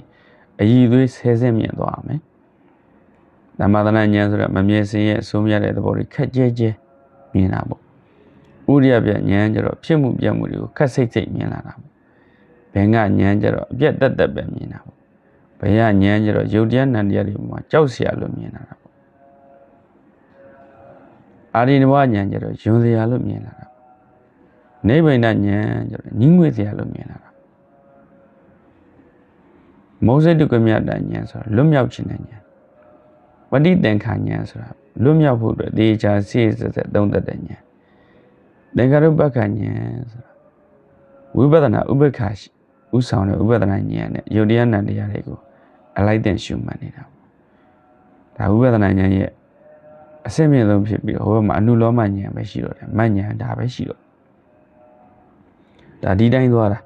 အဲ့ဒီသွားတဲ့အစင်တိုင်းဟာဟောဒီမဂ်က၅ပါးပဲပုပ္ပဘာကမဂ်က၅ပါးအည်သွေးတူတူသွားတာ level up ဖြစ်သွားတာဒါကိုပဲဝိပဿနာဉာဏ်စဉ်တက်တယ်လို့ခေါ်တာဘယ်ပေါ်မှာဆုံးဖြတ်ချက်ချနိုင်တာဆိုရုပ်တရားနံတရားတွေပေါ်မှာခန္ဓာပေါ်မှာဆုံးဖြတ်ချက်ချနိုင်တာဒါကြောင့်အတန်လေးကြတော့လည်းဖြစ်ပြီးပြတ်သွားတာအဘူဓာလေးကလည်းဖြစ်ပြီးပြတ်သွားတာအတိလေးတွေအတွေးလေးတွေလည်းဖြစ်ပြီးပြတ်နေတာဘယ်အောင်လေးတွေပေါ်တိုင်းမပြတ်ရှုမှတ်နေရင်ရုပ်နဲ့နှမျိုးကြောင်ကြိုသိမြင်မမြဲစင်ရဲ့ဉာဏ်နဲ့ပေါ်လွင်အနတ္တမှတ်ကြနိဗ္ဗာန်ဝင်တဲ့ကျေးဇူးတော်ရှင်မင်းကွန်းတိပိဋကဆရာတော်ပြည့်ပေါ်တိုင်းမပြတ်ရှုမှတ်နေရင်ဘာလေးပေါ်လာတာလေးရှစ်ပြီးပြတ်တော့တာပြောင်းလဲနေတာမမြဲတာလေးဒါလေးရှုနေရောမယ်ပေါ်တိုင်းမပြတ်ရှုမှတ်နေရင်တတ္တခြင်းနဲ့စိတ်လေးပေါ်လာတတ္တခြင်းနဲ့စိတ်လေးရှုမှတ်ပေါ်ပြီးပြောက်သွားတာပြင်းတဲ့စိတ်လေးရှုပြီးမှပြင်ဖြစ်ပြီးပြတ်သွားတယ်ပြင်လိုက်တဲ့အခါမှာခုနညောင်းညာထုံးကျင်နေတာလေးဟာတတ်တာသွားတယ်ဆိုညောင်းညာထုံးကျင်မှုလည်းဖြစ်ပြီးပြတ်သွားတယ်ပေါ့ဓမ္မတရဉာဏ်မှာတော့ခက်ကြဲကြဲပဲမြင်မှာပါဉာဏ်စဉ်တွေတက်လာတဲ့အခါကျမှလားဓမ္မတရဉာဏ်မှာတွေကိုသေးသေးပြောရင်အစဉ်၄သိန်းလောက်ရှိတယ်ဒါတော့လူရင်းကတော့ဗျာမမြဲတာလေးတွေတွေ့မယ်ဒီမမြဲတဲ့သဘောလေးတွေဟာအဆက်မပြတ်ဖြစ်ပြနေကြတာဖြစ်တဲ့နှိပ်စက်တယ်ဆင်းရဲတဲ့အာယုန်တွေပဲလို့မမြဲတဲ့သဘောဆင်းရဲတဲ့သဘောအလေးတွေတွေ့မယ်မမြဲဆင်းရဲခြင်းနဲ့နှိပ်စက်နေတာဖြစ်တဲ့အတွက်အဆိုးမရတဲ့သဘောတွေပဲလို့နားလည်လာတာဝိပဿနာဉာဏ်တက်တယ်ဆိုတာနားလည်သွားတာခန္ဓာရဲ့သဘောလေးကိုဖြစ်ပြီးပြတ်နေတဲ့တရားတွေပဲမမြဲတဲ့တရားတွေပဲဆင်းရဲတဲ့တရားတွေပဲအဆိုးမရတဲ့တရားတွေပဲစိတ်ထဲမှာစိတ်ပူစရာအာရုံလေးလည်းဖြစ်ပြီးပြတ်သွားပြီစိတ်ဆိုးစရာအာရုံလေးလည်းဖြစ်ပြီးပြတ်သွားပြီရောစရာအာရုံလေးလည်းဖြစ်ပြီးပြတ်သွားပြီလိုချင်တဲ့အာရုံလေးလည်းဖြစ်ပြီးပြတ်သွားပြီဖြစ်ပြီးပြတ်နေတာဖြစ်ပြီးပြတ်နေတာဖြစ်ပြီးပြတ်နေတာဖြစ်ပြသမျှသင်္ခါရဒုက္ခသစ္စာမှတ်ဆိုကျေးဇူးတော်ရှင်မဟုတ်ဆရာတော်ပြဒါကိုပြောတာဖြစ်ပြသမျှသင်္ခါရဒုက္ခသစ္စာမှတ်နော်ဖြစ်ပြီးပြတ်နေတဲ့မမြဲစင်းရဲ့အဆိုးမရတဲ့တရားတွေဟာဒုက္ခပဲဣဒံဒုက္ခံအရိယသစ္ဆန္တိမေဘိက္ခဝေပုဗ္ဗေနနုတုတေတုဓမ္မေတုသက္ကုံဥရပါရိဉာဏံဥရပါရိပညာဥရပါရိဝိဇ္ဇာဥရပါရိအာလောကဥရပါရိဒါဒုက္ခပဲဘာကြောင့်ဒုက္ခလို့ဆုံးဖြတ်ချက်ချနိုင်တာတော့မမြဲနေလို့မမြဲတဲ့သဘောတွေနဲ့နှိမ့်ဆက်နေလို့ဆင်းရဲနေလို့မမြဲဆင်းရဲခြင်းတွေနဲ့ဆံပြနှိမ့်ဆက်နေလို့အဆိုးမရတဲ့တရားတွေမို့ မမြဲစင်းရဲ့အစိုးမရတဲ့တရားတွေဟာဒုက္ခပဲလို့အမှန်တိုင်းသိသွားတာသဘောပေါက်သွားတာဒါသစ္စာဉာဏ်လို့ခေါ်တယ်။အော်ဒုက္ခသစ္စာကဒီလိုသိအောင်လုပ်ရမယ်အလုပ်ကိစ္စပဲလို့သိသွားတာကကိစ္စဉာဏ်ဝိပဿနာဉာဏ်မြင့်လို့မဉာဏ်ဉာဏ်ရပြီဆိုရင်ဒုက္ခသစ္စာငါသိသွားပြီဆိုကတ္တဉာဏ်ပေါ့ဒါပရိညာသုံးပါပိုင်းခြားသိရတဲ့ရာသုံးမျိုးသာဉာဏ်ငါဒီမှာဒီဒုက္ခကို level 3ခုနဲ့တစ်ခါပြန်သိရမယ်ဝိပဿနာဉာဏ်မှာဒါဘယ်ရဟောပဲတခုမှပြုပြင်ထားတာ modify လုပ်ထားတာထပ်ဖြည့်ထားတာနှုတ်ထားတာ short ပြောတာမပါဘူးเนาะဘယ်ရဟောအတိုင်းပဲဒါလမ်းစဉ်အစစ်ပဲဧကယနောဘိက္ခွေအယံမကောတတ္တနံဝိတုရိယဝိတုရိဖြစ်ဖို့စိတ်ညစ်ကြေးတွေကင်းဖို့ဒီလမ်းတိုင်းလိုက်တဲ့ပေါ်တိုင်းမပြတ်ရှုမှတ်နေရင်ဘာလေးပေါ်လာပေါ်ပြီးပြောက်သွားတာဖြစ်ပြီးပြတ်နေတာပြောင်းလဲနေတာဒါလေးသိနေပေါ်တိုင်းမပြတ်ရှုမှတ်နေရင်ယုံနာနှမျိုးကြောင့်ကြိုသိမြင်ယူဘောနံသဘောတွေယူဘောနံသဘောတွေသိသွားတာကနာမရူပပရိစ္ဆေဒဉာဏ်အကြောင်းကျိုးရဲ့လို့သိသွားတာကပိစ္ဆယပရိက္ခဉာဏ်ယုံနာနှမျိုးကြောင့်ကြိုသိမြင်မမြဲစင်းရဲ့ဉာဏ်နဲ့ပေါ်လွင်မမြဲစင်းရဲ့သဘောတွေပေါ်နေတာဝိပဿနာဉာဏ်ယုံနာသိတဲ့ဉာဏ်ကြောင့်ကြိုသိတဲ့ဉာဏ်ဖြစ်ပြမြင်တဲ့ဉာဏ်ဝိပဿနာဉာဏ်ဒီတိုင်းပဲသွားတာပေါ်တိုင်းမပြတ်ရှုမှတ်နေရင်ယုံနာနှမျိုးကြောင့်ကြိုသိမြင်မမြဲစင်းရဲ့ဉာဏ်နဲ့ပေါ်လွင်အနတ္တမှတ်ကြနိဗ္ဗာန်ဝင်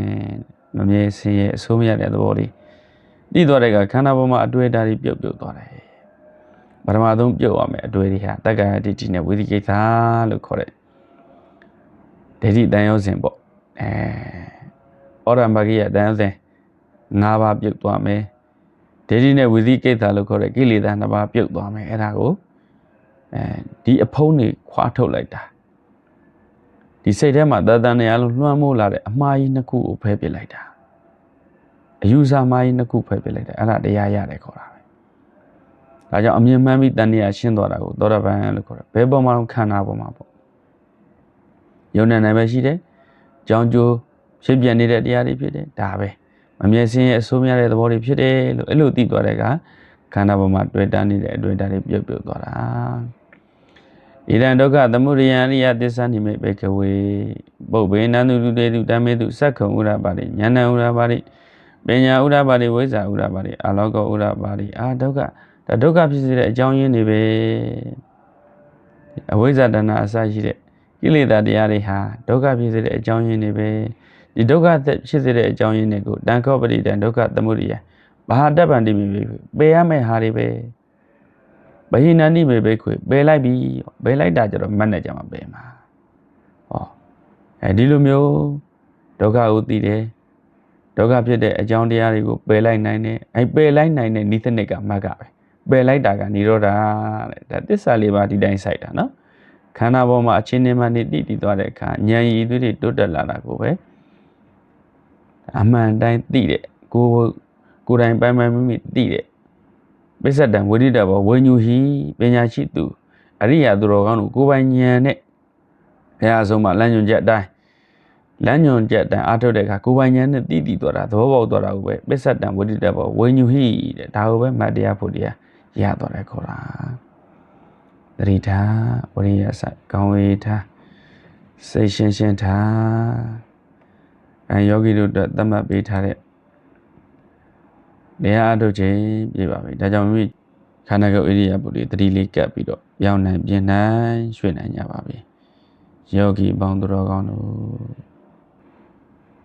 ရှင်ဗျာဒီသေးစွာမေးလျှောက်ခွင့်ပြုပါဗျာပြီးတော့တရားမှလို့ရှိရင်အာယုံကမမြဲပဲနဲ့ခဏပြန့်လွင့်နေပါလေဗျာအတူတွေးတွေဝင်လာရင်လည်းချက်ချင်းမသိပဲအတော်ကြာမှပြန်ပြီးသိပါလေဗျာစိတ်အာယုံလေးမလွင်ပါရအောင်ရှုပ်ပေါ်မှာမြဲအောင်လူများနှလုံးသွင်းရပါမလဲဗျာအမှန်တရားအားထုတ်တဲ့နေရာမှာတမာတိအာမကောင်းနေရင်တော့စိတ်တွေပြန့်တာတွေလွင့်တာတွေရှုပ်ပေါ်မှာမတင်တာတွေကဒါသဘာဝပဲနော်အဲ့ဒါသဘာဝပဲဆိုတော့အဲ့ဒါတွေကြော်လို့မရအောင်အကယ်၍ကိုက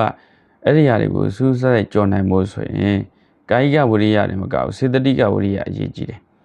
စေတသိကဝိရိယဆိုတာကစိတ်ပိုင်းဆိုင်ရာဝိရိယပေါ့ဝိရိယ2မျိုးရှိတယ်ကာယကဝိရိယဆိုကိုယ်ဝိရိယစေတသိကဝိရိယဆိုစိတ်ဝိရိယ ဆိုတော့ကိုယ်အားရင်ထဲလို့မရဘူးတဲ့စိတ်အားပါထဲပြီးဒီအာယုံတစ်ခုတည်းကိုကြက်ကြက်မတ်မတ်အားထုတ်ဖို့လိုတယ်မြတ်စွာဘုရားအလောင်းတော်ဒုက္ခရတိရကျင်တော့တော်မလဲခါတယ်နော်ဒီအာကုသိုလ်တွေဒီအာကုသိုလ်တွေမဝင်စရာဘူးဟာဆိုပြီးတော့လိုကြက်ကြက်တီကြိုးစားအားထုတ်ခဲ့ရတာပဲအဲ့လိုပဲကိုလည်းတရားအားထုတ်တော့မယ်ဆိုရင်ကိုယ်စိတ်ကိုအဋိဌံပြုပေါ့ကိုယ်စိတ်ကိုဒါတင်းတင်းကြက်ကြက်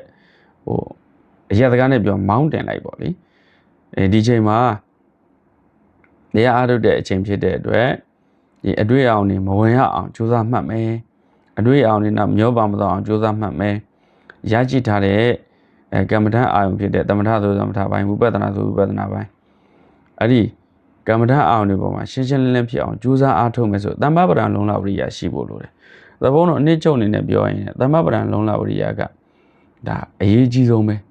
နော်ဘောဓိပက္ခိယ38ပါးဆိုတာရှိတယ်ဒါဘုံခုဒီသင်္นานတွေလည်းတောက်ကြစနေဖွင့်နေတယ်လောလောဆယ်တော့ဘုံသင်္นานကပဋ္ဌာန်းကိုဒီအဋ္ဌိပစ္စည်းထီရောက်သွားပြီဆိုတော့ဂျာဖြတ်တဲ့မလွယ်တော့ဒီပဋ္ဌာန်းပြီးရင်ဘုံဘောဓိပက္ခိယ38ပါးကိုဟောဖို့ရှိတယ်အဲ့ဒီခါကျရင်ဒီစတက်လို့ရတယ်အဲ့မှာတတိပဋ္ဌာန်း၄ပါးသမ္မာပဋ္ဌာန်း၄ပါးနော်အဲ့ဒီဘက်၄ပါးအိန္ဒြေ၅ပါးဘုံ၅ပါးဘောဓံ9ပါးမဂ္ဂင်10ပါးဆိုပြီးဒီလိုလေးရှိတယ်အဲ့ဒါလိုရှိတဲ့နေရာမှာဘုံဘုံတို့ကအခုဘာပြောချင်တာလဲဆိုတော့သမ္မာပဋ္ဌာန်းလုံလဝရိယအရေးကြီးတယ်အာဟုသို့မဖြစ်အောင်မှတ်မယ်အာဟုသို့တွေးတွေမဝင်အောင်မှတ်မယ်ကုသိုလ်တွေကလည်းအမှတ်စိတ်တွေစိတ်နေအောင်မှတ်မယ်ဆိုတဲ့လုံလဝရိယကိုဆက်ရတယ်ဆိုတော့အဲ့လိုဝရိယရော့တယ်ဆိုရင်သေခြင်းတရားကိုဆင်ញင်တာမျိုးတွေရတယ်ပေါ့အပေပေးမြင်ဆွန်းလင်းဆင်ញင်စရှိတဲ့ဝရိယတိုးပွားကြောင့်7ပါးရှိသေးတယ်ဒါတွေကတော့နည်းနည်းပဲကျဲတယ်ဘုံဘုံကမဟာသီရဏတုတ်တော့အဲ့ဒါအကျယ်ကြီးဟောတာရှိတယ်နော်ဆိုတော့အနည်းချုပ်နေတဲ့ဘုံဘာပြောချင်လဲဆိုတော့တမ္ပပဒံလုံလဝရိယထားပါအကုသို့မဝင်ရအောင်နော်စိတ်တွေမပြန့်ရအောင်ကြိုးစားမှတ်မယ်ဆိုတော့ဝရိယစိတ်ဒီ internet effort ပေါ့လေအဲ့ဒါအရေးကြီးတယ်အဲ့ဒီဟာကိုတင်လိုက် level တင်လိုက်တင်ပြီးတော့ဒါမှတ်ရမယ်မှတ်ရင်လည်းကိုကဆွမ်းဆောင်ရည်မြင့်လာပြီဆိုရင်တမာတိအားကောင်းလာတဲ့နဲ့မြတ်ဝရိယနဲ့တမာတိအတွဲညီသွားပြီဆိုရင်ကိုလှုပ်တိုင်းဖြစ်တော့တာပေါ့လေနော်အဲ့ဒါလေးကြိုးစားမှတ်ပါကောင်းပါပြီနောက်ထပ်တစ်ခုတော့ရှောက်ခွင့်ပြုပါဗျာရှောက်ပါပြီးတော့ပဋ္ဌာန်းကျမ်းကြီးပူဇော်နေပါတယ်ဗျာပဋ္ဌာန်းကျမ်းကြီးပေါ်မှာတစ်ခါတလေစလုံးပေါင်းမှားတာဒီကတော့အာယုံဆိုင်ပြီးတော့ပူဇော်ပြီးမဲ့အဲ့ဒီအတန်တွက်ဒီမှန်မှန်တဲ့အခါမှာငရဲကြည့်ပါသလားဗျာဘယ်လိုမျိုးတွေပြုပြင်သင့်ပါလဲဗျာအကောင်းဆုံးကတော့အတန်တွက်မှန်အောင်လေ့ကျင့်ထားရင်တော့အကောင်းဆုံးပေါ့ဒါနံပါတ်1ဆိုတော့အတန်တွက်မှားတာနဲ့ငရဲကြည့်လာတော့ငရဲမကြည့်ပါဘူးဒါဘုံဘုံတို့တက်ဖြတ်လို့ပြည့်သီလှုပ်လို့ချင်တဲ့သဘောမှမဟုတ်တာနော်ကိုကစေတနာဇိုးနဲ့စေတနာဘက်ကိုကံမှန်ဝရမီဆိုစေတနာဇိုးနဲ့ဘုရားဟောတဲ့ဟာတွေတချင်းလို့ဆိုမယ်ကွာဘုရားပြောတဲ့ဟာတွေကိုငါတောင်းမြောက်အတန်တွက်တွေထင်ရလျှောက်ထွက်မှာနော်အဓိပတိပစ္စည်းကိုငါအဓိပတိလို့ငါလျှောက်ရွတ်ပြန်မယ်ငါတီးသားပဲအဓိပတိဆိုတာဒါပေမဲ့အဓိပတိလို့ငါရွတ်တယ်ကွာဘာဖြစ်ချင်လဲဆိုတော့အဲ့လိုမျိုးစိတ်ဆိုးစေတနာဇိုးနဲ့ဆိုရင်တော့အာဟုသို့ဖြစ်ပါတယ်အဲ့လိုမဟုတ်ဘဲနဲ့တင်းတော့တင်းထားတယ်ဒါပေမဲ့နှုတ်ကြိုးနေလို့သို့မဟုတ်ဒါလေးကိုတေးသေးချာချာဟိုကောင်းကောင်းမသိမိလို့အတန်တော်တွေမပြီးပြဘူးပါညာဆိုရင်ဒါအပြစ်တော့မဖြစ်ဘူးသို့တော့ဟိုကုသိုလ်မှာပညာသိမရှင်တာဖြစ်တဲ့အတွက်ဆွမ်းရည်နေတာပေါ့ပညာဆိုတော့ကိုလှုပ်ချင်တဲ့အလုပ်ကိုစိတ်ဆက်သက်နားလဲတာဒါပညာအဲကြောင့်ပဋ္ဌာန်းရွတ်မယ်ဆိုရင်ဟိတုပစ္စည်းဆိုရင်ဟိတုပစ္စည်းမှာဘလို့အပိုက်ဘလို့ခွဲဖက်မလဲဘလို့အတန်ထွက်ဖက်မလဲအဓိပတိပစ္စည်းမှာဘလို့ခွဲဖက်မလဲဘလို့အတန်ထွက်ဖက်မလဲပိဋိတွေရွတ်ရင်ဘလို့အတန်ထွက်ဖက်မလဲအနတ္တိပဲတွေဘာရှိလဲလေးချလေးလာသိထတာပညာပညာနဲ့တရားနဲ့တွဲမိရင်တော့ကုသိုလ်ဆိုတဲ့အပြင်မှာအဲ့ပညာပါတဲ့ကုသိုလ်ဖြစ်သွားရင်တော့အကျိုးကျေးဇူးပိုများတယ်နော်အဲ့လိုမဟုတ်ဘဲနဲ့ကုသိုလ်ဖြစ်ုံတာမှန်လုပ်နေမယ်ဆိုရင်တော့ကုသိုလ်တော့ရတယ်ဉာဏ်ပိုင်းဆိုင်ရာမှာတော့ဖွံ့ဖြိုးတိုးတက်မှုအားနည်းသွားနိုင်တယ်ပေါ့လေအဲ့ဒီအတွက်စေတနာဇုနဲ့ရွတ်တာမဟုတ်ရင်တော့ငရဲမကြည့်ပါဘူးလို့ဒါလေးဖြေချင်ပါတယ်နော်တင်ပါပြီဟာတင်ပါပါတယ်ကောင်းပါပြီကဲနောက်တစ်ယောက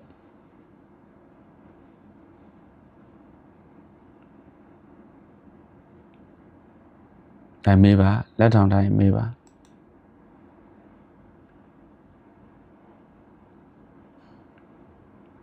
မိုက်ဖွင့်ထားတယ်နော်ကိုမိုက်ဖွင့်မေးတင်ပါနော်မေးပါရှောက်ပါတယောက်ချင်းမေးဟိုအပေါ်က NWWN လားသူစမေးလိုက်ဟမ် မဟုတ်ဗျာပြင်းညက်နဲ့ပရမတ်ကိုကိုယ်ချက်ချသိချင်ပါတယ်ဖေ။ဩပြင်းညက်ဆိုတာကတော့ဒီကိုင်းပြလို့ရတဲ့ဟာတွေပေါ့အထည်ကို drug ပေါ့ဒီ substance လို့ထင်တဲ့အမကောင်းကားခြေလက်ဆိုတဲ့ဟာတွေအထည်ကို drug အဲ့ဒါကပြင်းညက်တယ်ပရမတ်ဆိုတာအထည်ကို drug အနေနဲ့ရှိတာမဟုတ်ဘူးသဘောတရားအနေနဲ့ရှိတာနော်အဲဒါကြောင့်ပြင်းညက်ကိုတော့ဗဂရိမျက်စိနဲ့မြင်နိုင်တယ်ပရမတ်ကျတော့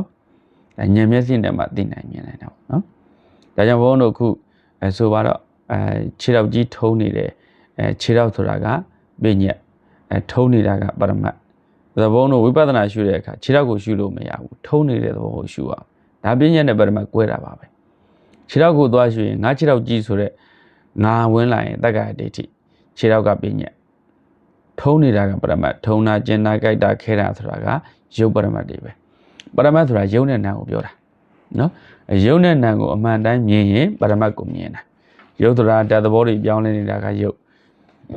အာယုန်လေးတွေကိုသိနေတာကနာမ်အဲ့ဒီရုပ်ပဲနာမ်ပဲလို့အမှန်တိုင်းသိနေတာဒါပရမတ်ကိုသိနေတာပေါ့အဲ့လိုမဟုတ်ဘဲနဲ့ခေါင်းကားခြေလက်ငါတို့ဘာယောက်ျားမိန်းမလို့မြင်နေတာပြည့်ညက်ကိုမြင်နေတာပြည့်ညက်ကိုသိနေတာပြည့်ညက်ဆိုတဲ့ဟာအထည်ကို drug ဒီအများမျက်စိနဲ့တာမန်မျက်စိနဲ့သိနိုင်မြင်နိုင်တဲ့အရာပရမတ်ဆိုတာကတော့တမာတိတီတီကြီးကြီးနဲ့ဉာဏ်နဲ့ကြည့်မှတာဉာဏ်နဲ့မှပေါ်လွင်လာနိုင်တဲ့ဒီ dramatic တဲ့အရာတွေနော်ရုပ်တင်နေနေဆို drug အနေနဲ့အဆိုင်ခဲအနေနဲ့အကြာကြီးတည်တတ်နေတာမဟုတ်အခုပေါ်အခုပြောက်အခုပေါ်အခုပြောက်ကြောင်တရားတွေတိုက်ဆိုင်လိုက်ပေါ်လာတယ်ပြောက်သွားတယ်ပေါ်လာတယ်ပြောက်သွားအဲ့ဒီသဘောအနေနဲ့ရှိတယ်ဒါပရမတ်တွေပဲဒါကြောင့်အချင်းချုပ်အနေနဲ့ပြောရင်ပြင်းညက်ဆိုတာကဂိုင်လို့တွေ့လို့ထိလို့ရတဲ့ဟာပဂရိမျက်စိနဲ့မြင်နိုင်တဲ့အရာကောင်းကားခြေလက်အထည်ကို drug အနေနဲ့သိထားမြင်ထားတာတွေပြင်းညက်တွေဖြစ်ပြီးတော့ပရမတ်ဆိုတာကအဲ့ဒီကောင်းကားခြေလက်အထည်ကို drug လို့ထင်တဲ့ဟာတွေကိုဉာဏ်နဲ့ထိုးခွဲပြီးတော့ကြည့်လိုက်တဲ့အခါကျတော့အဲ့ဒီတိုင်းတွေ့တာမဟုတ်ဘဲနဲ့ဖောက်ပြန်ပြောင်းလဲနေတဲ့ရိုးသဘောရဲ့အာယုံလေးတွေကိုသိနေတဲ့နာမ်သဘောရဲ့ဖြစ်ပြနေတဲ့တရားတွေပဲလို့အမှန်တိုင်းသိတော့တာပရမတ်ကိုတွေ့တယ်နော်ဒါပြင်းညက်တဲ့ပရမတ်ခွဲတာပါပဲရပြီနော်ဟုတ်ပါကျေးဇူးတင်ပါတယ်ဖေ။ကောင်းပါပြီ။ကဲနောက်တစ်ရက်မေးလျှောက်ပါ။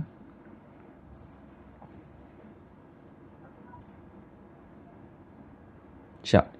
တော့တင်ဦးလား။ဒီတော့နေတော့ပြစီဗျာ။တပည့်တော့တရားမှတ်တဲ့အခါမှာလေးဗျာဟိုဝင်လေထွက်လေကိုစိတ်ထဲမှာမှတ်လို့မရပါဘူးဗျာ။ဝင်လေကြည့်တာကိုလည်းမမှတ်မိသလိုဖတ်သွားတာကိုလည်းသိပေမဲ့ဘယ်နာကိုကြည့်သွားတယ်ဆိုတာကိုလည်းမှတ်လို့မရဘူးဗျာတပည့်တော့အဲ့ဒါနဲ့ပဲဒီတိုင်းပဲကြော်သွားလိုက်တဲ့အခါမှာကျတော့စိတ်သွားတာကိုတော့တပည့်တော့လိုက်သိပါတယ်ဗျာစိတ်သွားနေတဲ့အတိုင်းပဲစိတ်ထွက်သွားတယ်ပြန်ပြီးတော့ဒီဥစ္စာကသိလိုက်ပါလားဆိုပြီးအဲ့ဒီလိုတော့သိပါတယ်ဗျာအဲ့ဝင်လေထွက်လေကိုဒါအာနာပါနရှုလို့မရတဲ့ပုံမှာတပည့်တော့ဘယ်လိုများဆက်ပြီးတော့သွားရပါမလဲဗျာဘုံတို့ကမ္မထမ်းမှာတမာတိပိုင်းမှာဒီတက္ကနစ်40မြတ်စွာဘုရားရှင်ဟောထားတယ်ဟိုတမာတိကျူတော်နဲ့ဤစနစ်40ဟောထားတယ်เนาะအဲ့ဒီမှာအာနာပါနကလည်းဤစနစ်တစ်ခုပေါ့ဘုံတို့40ရှိတဲ့နေရာမှာကတိုင်း10ပါးเนาะအာတုဘ10ပါးအနုတ္တိ10ပါးအဲ့ဒီအနုတ္တိကျမှာဗုဒ္ဓနုတ္တိဓမ္မနုတ္တိသံဃာနုတ္တိသီလနုတ္တိစာဃနုတ္တိဒေတာနုတ္တိဥပဒမနုတ္တိအာဂါကတတတိဗရဏတတိအာနာပါနတတိဆိုပြီးတော့10မျိုးပေါ့လေအနုတ္တိ10ပါတယ်အဲ့ဒီထဲကအာနာပါနဝင်လေထွက်လေကိုမှတ်တဲ့တက္ကနစ်ကဒါနိသနစ်တစ်ခုပေါ့နောက်တစ်ခါဗြဟ္မဝိဟာရ4ပါးအာရုပ4ပါးဝဝဋ္ဌံ1ပါးသင်္ညာ1ပါးဆိုပြီးမြတ်စွာဘုရားရှင်သမာဓိထူထောင်တဲ့တက္ကနစ်ပေါင်းနိသနစ်ပေါင်း40ဒါပါပြီးသားအဘိဓမ္မာမှာဒါကမ္မထမ်းပိုင်းမှာမြတ်စွာဘုရားရှင်ဟောထားတာနော်ဆိုတော့အာနာပါနဟာတဲ့ဩဒ္ဓမပုရိသဘူမိတဲ့တကယ်အထက်တန်းသားပုဂ္ဂိုလ်တွေပေါ့တကယ်ကိုပါရမီရှင်တွေစွမ်းဆောင်မြင်မာတဲ့ပုဂ္ဂိုလ်တွေအတွက်ဒါသင်လျော်တဲ့ကမ္မထမ်းနဲ့ဒါလူသားမဏေရဲ့ကမ္မထမ်းတော့မဟုတ်ဘူးတဲ့ဒါအာနာပါနတိတုတ်တံမှာမြတ်စွာဘုရားရှင်အာနာပါနကိုအဆင့်16ဆင့်နဲ့ဟောတာဒါနားလည်ဖို့ဘုတောင်ခတ်သွားလိမ့်မယ်တော်နာလူဆိုနော်ဒါတော့အဲ့ဒီမှာတက္ကရာတွေကဖွင့်ပြန်တော့လေအာနာပါနာတဲ့မောဟစတိတ္တတဲ့မောဟစရိတ္တဝိတကစရိတ္တအာနာပါနဟာမောဟလို့ခေါ်တဲ့တွေးမိမောမှုအားကြီးတဲ့သူတွေဝိတက်လို့ခေါ်တဲ့အတွေးကြံများတဲ့သူတွေအတွက်လည်းသင်လျော်ပါတယ်လို့ရေပုံရအနေနဲ့ဟောတာ specialize တင်တဲ့ဆိုရင်တော့ကိုဉာဏ်မြင်မာတယ် စွမ်းဆောင်ရည်မြင်ပါတယ်ကြိုးစားအားထုတ်နိုင်စွာရှိတယ်ဆိုရင်တက်လျော်တယ်အဲ့လိုမှမဟုတ်ဘူးတရားအားထုတ်တဲ့အလေးကျင့်လေးစကားသာဆိုရင်တော့လူတိုင်းလေ့ကျင့်ကြည့်လို့ရပါတယ်လို့ဒီလိုမျိုးရေမွဲအနေနဲ့ပြောထားတာဆိုတော့အာနာပါနကနေပြီးတော့ဇန်နေရဖို့ဒီစွမ်းဆောင်ရည်မြင်ဖို့စီဆိုတော့တော်တော်ကြိုးစားမှရဂိုင်းတာကအခြေခံဆိုတော့အာနာပါနကိုအားထုတ်တဲ့ပုဂ္ဂိုလ်က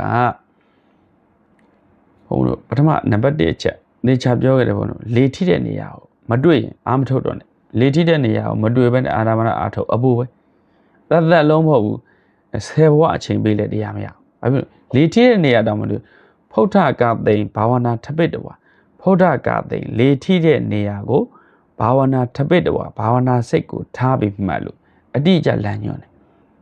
လုံးဝဒါဖုဒ္ဒနာနီးနဲ့မှတ်မလားသာပနာနီးနဲ့မှတ်မလားအနုပါဒနာနီးနဲ့မှတ်မလားနော်ဘယ်နီးနဲ့ပဲမှတ်မှတ်ခန္ဓာနာနီးနဲ့မှတ်မလားဘယ်နီးနဲ့မှတ်မှတ်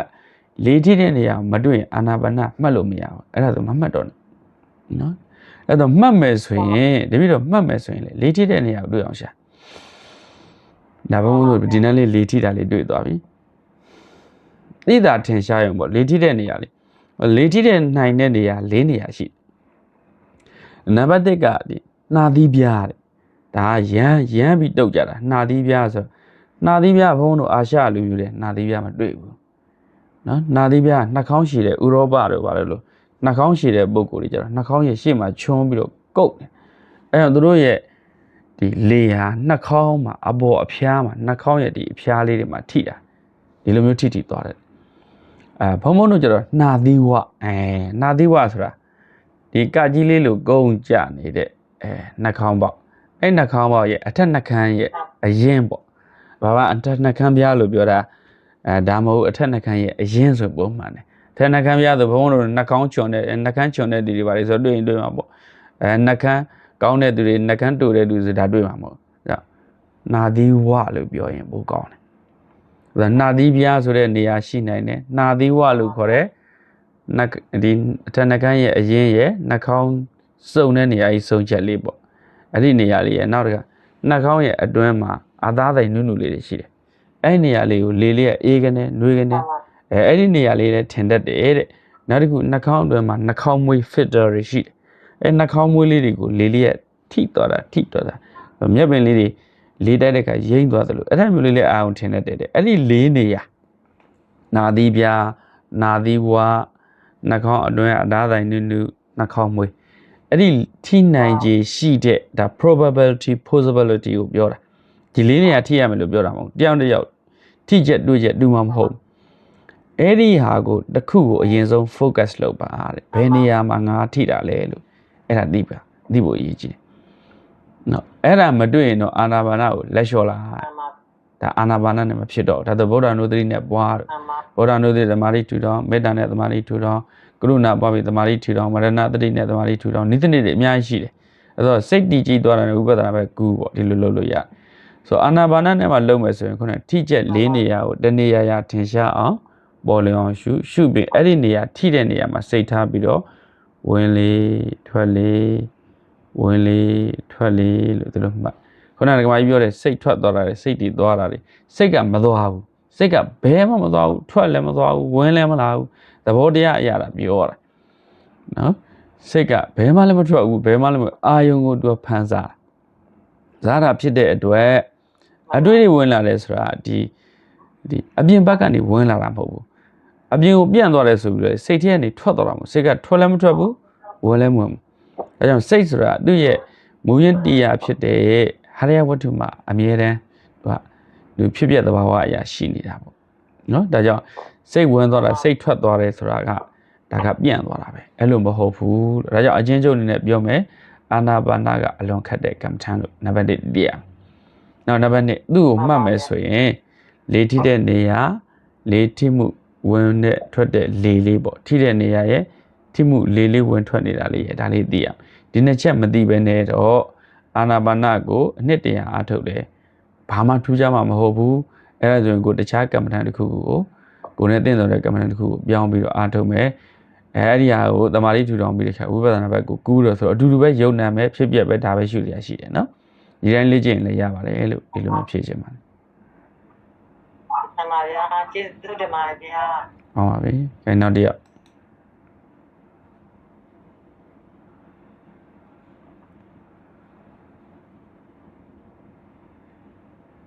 အော်ရတယ်မဟုတ်လက်ထောင်လေးနဲ့ရှောက်မယ်ဆိုမိုက်ဖွင့်ပြီးဒီခါလေးရှောက်လိုက်တယ်နော်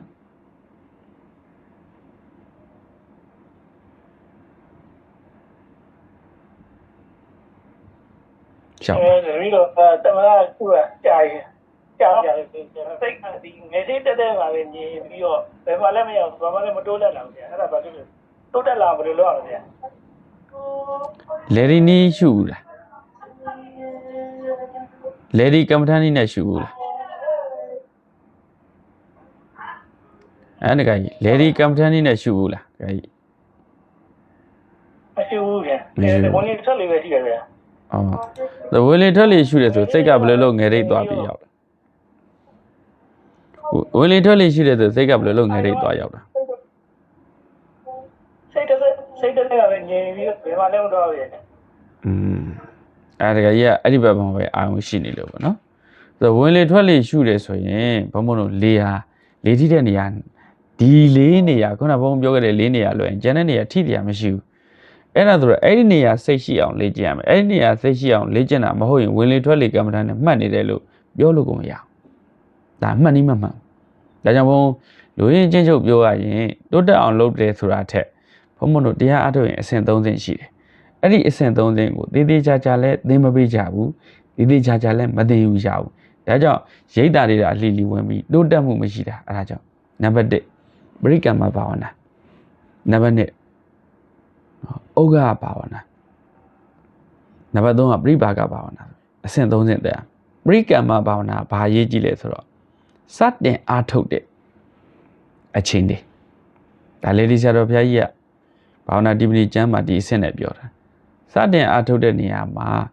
နေ့တစ်နေ့မှန်ရမယ်ဒါပရိကမ္မပဲအဲ့တော့ခုနဝင်လေထွက်လေမှတ်မယ်ဆိုရင်လေထိနိုင်တဲ့၄နေရာကိုဘယ်နေရာကိုထိတာလဲလို့ရှင်းရှင်းလင်းလင်းအရင်သိအောင်လေ့ကျင့်အဲ့ဒါလေ့ကျင့်မှုမလုပ်နိုင်ဘူးဆိုရင်ဒါဝင်လေထွက်လေကမ္မဋ္ဌာန်းနဲ့လေ့ကျင့်လို့မရတော့ဘာလို့အစအကောင်းမှအနှောင်းတေးကြတာအစကွာလွဲနေတယ်အစကွာနေတဲ့နဲ့မမှန်ရင်အလေလဲလွဲပြီးအဆုံးလဲမနိုင်မရဘူးနော်ဒါကြောင့်လေထိတဲ့နေရာကိုအရင်တွေ့အောင်ရှာလေထိတာငယ်ရိတ်မထီဘူးလေဘယ်လိုလုပ်ငယ်ရိတ်မှသွားထားနော်အဲ့တော့လေထိတာနှာခေါင်းကမှထိတာအဲ့တော့အဲ့ဒီနေရာမှာစိတ်ကိုမရရအောင်မစူးစီးနိုင်အောင်ဒီနေရာမှာစိတ်ကိုမမြင်အောင်ဒါမှတ်လေးလေးဝင်လာရင်ဝင်လေးလေးလေးထွက်သွားရင်ထွက်လေးအဲ့ဒါမဟုတ်ဘဲနဲ့စိတ်ကငယ်ရိတ်ရောက်နေတယ်ဆိုရင်ဒီအတွေ့ရဒီငယ်ရိတ်လှုပ်နေတဲ့ဘက်မှာသွားတွေးမိနေလို့ကမ္မဋ္ဌာန်း40ထဲမှာငယ်ရိတ်ကိုတင်ပြီးတမာတိထူထောင်တဲ့ကမ္မဋ္ဌာန်းမရှိဘူးအေးတခုရှိတယ်အနိစ္စသုံးကမ္မဋ္ဌာန်းဝါဝဋ္ဌံကမ္မဋ္ဌာန်းအဲ့လိုမျိုးတပည့်တော်ကတော့ဝင်လေထွက်လေမှတ်လို့မရဘူးငယ်ရိတ်ပဲစိတ်ကရောက်နေတယ်ဆိုရင်ဝင်လေထွက်လေကမ္မဋ္ဌာန်းကိုဖြုတ်လိုက်သူ့ကိုလှည့်မကြည့်တော့စိတ်ကိုရှင်းရှင်းလင်းလင်းဖယ်လိုက်တော့ဒီငယ်ရိတ်မှာတင်းနေတာရော့နေတာတင်းတာရော့တာဆိုတာဒါပထဝီဓာတ်ပေါ့နော်ပထဝီဓာတ်နဲ့အတူတိုးတဲ့သဘောတွန်းတဲ့သဘောတွေတွေ့ရင်ဒါဝါရောဓာတ်ပေါ့နော်ပြီးတဲ့အခါမှာရှိန်လှုပ်ရောနဲ့ရှိန်နဲ့ဖြစ်သွားတာဒေသောဓာတ်ပေါ့အဲ့ဒီဓာတ်တွေကိုခွဲမှတ်မယ်ဆိုရင်ဝါဝဋ္ဌံကမ္မဋ္ဌာန်းစတုဓာတုဝါဝဋ္ဌံဆိုပြီးတော့ကမ္မဋ္ဌာန်း40ထဲမှာပရမတ်ကိုအာယုယူပြီးမှတ်တဲ့သမထကမ္မဋ္ဌာန်းတစ်ခုရှိတယ်အဲ့ဒီနည်းနဲ့မှတ်ရင်တော့ရတယ်ကြိုင်အဲ့ဒါဝင်လေထွက်လေတော့တခါကြီးလက်လွတ်လိုက်မှရဝင်လေထွက်လေမှတ်ပြီးငယ်တဲ့ရောက်နေတယ်ဆိုရင်တော့ဒါတစ်ခုမှမမှန်ဘူးဝါဝဋ္ဌံကမ္မဋ္ဌာန်းလည်းမဟုတ်ဘူးအာနာမရကမ္မဋ္ဌာန်းလည်းမဟုတ်ဘူးတခါကြီးတရားအထုတ်မှုက10နှစ်နဲ့20အထုတ်လဲတိုးတက်ဖို့မပြောနဲ့လမ်းစဉ်မကြလို့ဘာမှအောင်မြင်ရမရှိဘူးဒါကြောင့်ဘုန်းကလမ်းစဉ်ကိုအမှန်တိုင်းပြောမယ်ဆိုတော့တပည့်တော်ကဒီနေရာပဲအာရုံထားရတယ်ဆိုစိတ်ကိုအဲ့ဒီမှာထားလိုက်တော့အဲ့ဒီမှာတင်းတာရော့တာလှုပ်တာငြိမ်တာပူတာအေးတာအဲ့ဒါလေးတွေကြည့်နေအဲ့ဒါဓာတ်ကလေးဒီဓာတ်လေးတွေခွဲကြည့်နေအဲ့ဓာတ်လေးတွေခွဲတာကိုစတုဓာတုဝါဝဋ္ဌံလို့ခေါ်တယ်အဲ့နည်းနဲ့မှတ်ပြီးတဲ့အခါတမာတိဒီလာပြီဆိုရင်အဲ့ဓာတ်သဘောလေးတွေရဲ့ပြောင်းလဲနေတဲ့သဘောဖြစ်ပြနေတဲ့သဘောကိုရှုလိုက်ရင်ဒါဝိပဿနာဘက်ကိုကူးသွားတာအဲ့လိုမှမဟုတ်ရင်တော့တပည့်တော်တို့ကဒါကြောင့်ဘုန်းတော်မြန်မာပြည်မှာလွဲနေတာလေဒီတရားအထုတ်တယ်ဆိုဝင်လေထွက်လေမှတ်ရတယ်ပဲထင်းနေတဲ့ဟာကြီးက ရိုးရလို့ဖြစ်နေအမှန်မှရိုးရနဲ့အားထုတ်နေကြတာပညာနဲ့အားထုတ်နေကြတာမဟုတ်ဘူးမြန်မာပြည်မှာကမ္ဘာအားထုတ်တာရိုးရအားထုတ်မှုတွေတာရှိအဆင့်တာရှိတယ်ဒီပညာနဲ့အားထုတ်တဲ့အဆင့်အတော်နေတယ်နော်ရှင်းရှင်းလင်းလင်းသင်ယူထားတာလည်းသိမရှိဘူးဒါကြောင့်ဘုံဘုံကဒါကိုပြောချင်တယ်ရိုးရနဲ့အားထုတ်လို့မရဘူးပညာနဲ့အားထုတ်မှရအဲ့တော့ကိုကမ္ဘာတန်း40တဲ့ဒီ option ရှိတယ်ညစွာပြန်40တခုရွေးတဲ့တစ်ခုနဲ့ကောင်းရင်ကောင်းနှစ်ခုကောင်းရင်ကောင်းသုံးခုကောင်းရင်ကောင်းညစွာပြချင်းကိုရင်ရဟုလားသားတော်ရဟုလားကြတော့ခုနှစ်ခုတောင်တင်ပေးတယ်ကမ္ဘာထန်းနေမဟာရဟုလောပါတော့တုတ်တမ်းမှာဒါဆိုတော့ technique တစ်ခုနဲ့လေ့ကျင့်နောက်တစ်ခုနဲ့လေ့ကျင့်နောက်တစ်ခုနဲ့လေ့ကျင့်အရေးကြီးဆုံးကစိတ်တည်ငြိမ်ရမယ်တည်ငြိမ်သွားလို့စိတ်ထဲမှာအာယုံနောက်နေတာရှုပ်ထွေးနေတဲ့နေဝရဏတွေရှင်းသွားရင်ဝိပဿနာဘက်ကိုကူဒါကတရားနည်းလဲအမှန်ပဲတခြားနည်းမရှိတော့နော်အဲ့တော့အနှစ်ချုပ်အနေနဲ့ပြောပါမယ်ဒကာကြီးကဝင်လေထွက်လေမှတ်မယ်ဆိုရင်လေထိတဲ့နေရာကိုမတွေ့အောင်ရှာလေထိတဲ့နေရာမှာပဲစိတ်ထားငယ်ရိတ်ကိုအာယုံရောက်လို့မရဘူးနဖူးကြောတင်းနေတာအာယုံရောက်လို့မရဘူးနှာခေါင်းလှုပ်နေတာအာယုံရောက်လို့မရဘူးနေရွက်တင်းနေတာအာယုံရောက်လို့မရဘူးမေးစီတင်းနေတာအာယုံရောက်လို့မရဘူးလေထိတဲ့နေရာမှာပဲစိတ်ထားအဲ့ဒီပရိက္ခမဘာဝနာမှန်သွားပြီပထမအစမှန်ပြီဆိုရင်အဲ့ဒီလေးဝင်လေးထွက်လေးဝင်လေးထွက်လေးနဲ့မှတ်နေရင်လည်းအဲ့ဒီလေးထိတဲ့ထိချက်လေးဒီကမ္မထအာရုံလေးကိုပိုင်းလာတာနိုင်နေလာတာအဲ့ဒီ level တစ်ခုတက်သွားတာကိုဥက္ကဟဘာဝနာလို့ခေါ်တယ်အဲ့ဒီကြတော့နမိတ်လေးတွေပေါ်လာတတ်တယ်အငွေလေးတွေအယောင်လေးတွေအလင်းသက်လေးတွေပေါ်လာတတ်တယ်အဲ့ဒီအလင်းသက်လေးတွေအငွေလေးတွေအယောင်လေးတွေတော့မလိုက်ပဲနဲ့လေထိတဲ့နေရာမှာပဲစိတ်ထားဝင်လေထွက်လေလေးစမှတ်လိုက်ရင်အဲ့ဒီအယောင်လင်းလေးတွေကြီးတောက်ပြီးတော့အလင်းလုံးလေးဖြစ်လာအဲ့ဒီကြီးတောက်နေတဲ့အလင်းလုံးလေးဒါအောက်ကနမိတ်ရဲ့အမြင့်ဆုံးအခြေအနေရောက်ပါအဲ့ဒီကြီးတောက်နေတဲ့အလင်းလုံးလေးကိုဒီစိတ်ဖြစ်တိုင်းဒီအလင်းလေးစိတ်ကလေးကြည်တော့နမိတ်လေးရဲ့ကြီးတယ်အဲ့ဒီအလင်းလုံးလေးကိုစိတ်ရဲ့မူရင်းရုံးတိုင်ရဖြစ်တဲ့ဟာရယဝတ္ထုလောမှာအာယုယူပြီးတော့မှတ်လိုက်တဲ့အခါလေသိပ်ရှူစရာမလိုတော့ပဲနဲ့ငြိမ်သက်သွားပြီးတော့အာနာပါနရဲ့သရုပ်ဓာတ်အဆင့်ရောက်သွားပြီဆိုရင်အဲ့ဒီအကြည်တက်လေးနဲ့စိတ်နဲ့အလင်းနဲ့စိတ်နဲ့နမိတ်နဲ့စိတ်တသားနဲ့ဖြစ်ပြီးတော့တီးသွားပြီဆိုရင်ဇာယင်္ဂါတွေပေါ်လာမယ်ဒါပရိပါကနမိတ်ဆိုတာကြီးတောက်နေတဲ့ကမ္မဋ္ဌာန်းအာယုန်နမိတ်လေးကိုပြောတာအဲ့ဒီကမ္မဋ္ဌာန်းအာယုန်နမိတ်လေးကိုဒီစိတ်လို့ပြောတဲ့ကမ္မဋ္ဌာန်းအာယုန်နမိတ်လေးကိုဒီနေရာကျစိတ်နဲ့နမိတ်တဲ့တသားနဲ့ဖြစ်သွားပြီအဲ့ဒီဟာလေးကိုနိဝရဏတွေကင်းနေတဲ့အခြေအနေအရပြီးပထမဇန်ဒုတက်ဒီပါလေဝိတ္တဝိသရာပိတိဒုက္ခဧကဂတလို့ခေါ်တဲ့ဇာယင်္ဂါတွေထင်ရှားအောင်ရှုရင်းနဲ့ဇန်နဲ့ရောက်သွားတာဒါကနီးလန်းမှာပဲဒါဆိုတော့အနှစ်ချုပ်အနေနဲ့ပြောရင်ဒကာကြီးကအာနာပါနနဲ့အားထုတ်မယ်ဆိုရင်လေထိတဲ့နေရာကိုမတွေ့ရင်မလုပ်တော့နဲ့လုပ်မယ်ဆိုရင်လေထိတဲ့နေရာကိုတွေ့အောင်မတွေ့အောင်ရှာလေရှိရဲ့နေရာလေးထိဝင်ထိထွက်တာဒါကိုမှတ်အဲ့ဒါဟာပရိက္ခမဘာဝနာအမှန်အဲ့လိုဘာဝနာပထမအဆင့်မှန်ဒုတိယအဆင့်မှန်မယ်တတိယအဆင့်တိုးတက်သွားလိမ့်မယ်အဲ့ဒီမှာမဟုတ်ရင်တော့ငယ်ရိတ်မှာပဲတင်းတာရောတာတွေရှာမယ်ဆိုရင်ငယ်ရိတ်မှာတင်းတာရောတာတွေရှာခန္ဓာကိုယ်တစ်ခုလုံးဖြည်းဖြည်းလျှော့ချခန္ဓာကိုယ်တစ်ခုလုံးမှာတင်းတာရောတာတွေပူတာအေးတာလှုပ်တာညင်တာတွေအဲ့ဒါတွေရှာလိုက်ငယ်ရိတ်ဖျားနေပြီးတော့ခြေဖျားထိခန္ဓာကိုယ်တစ်ခုလုံးဓာတ်တွေခွဲကြည့်လိုက်တဲ့အခါအဲ့လေးမှတ်နေအဲ့ဓာတ်သဘောတွေပဲရှိတယ်လို့ဒါအနာဂတ်ဆရာတက်ကြီးကျတော့လေဒီနီးပေါ့ဆရာကြီးဥပခင်တို့နီးပေါ့လေဒီနေတည်းငယ်ရိတ်ကြပြဝိုင်းလောက်ကနေတဖြည်းချင်းနော်ပါးလေးတွေနားလေးတွေနှာခေါင်းလေးတွေမေးလေးဒါပညက်နော်အဲ့ဒီဟာလေးတွေပုံမှာတင်းနေရော့နေတာလှုပ်နေငိမ့်နေတာဘူးနေအဲ့ဒါလေးတွေဖြည်းချင်းလက်ဆိုရင်လည်းလက်တစ်ချောင်းချင်းတစ်စစ်ချင်းစီခန္ဓာကိုယ်တစ်ခုလုံးကိုအသေးစိတ်ပေါ့ detail ပေါ့လေဓာတ်သဘောတွေခွဲခြားရှုတာအဲ့ဒါစတုတ္တတုဝဝဋ္ဌာနီလို့ခေါ်တယ်အဲ့နဲ့ခွဲမှတ်ပြီးအဲ့ဓာတ်တွေဖြစ်ပြနေတဲ့အခြေအနေကိုကြည့်တာကြတော့ဝိပဿနာ guide choice option တွေရှိတယ်မှန်မှန်ကန်ကန်သင်ယူပြီးအားထုတ်မှသာအကျိုးကျေးဇူးများပါလို့ဒါလေးဖြည့်ချင်ပါတယ်နော်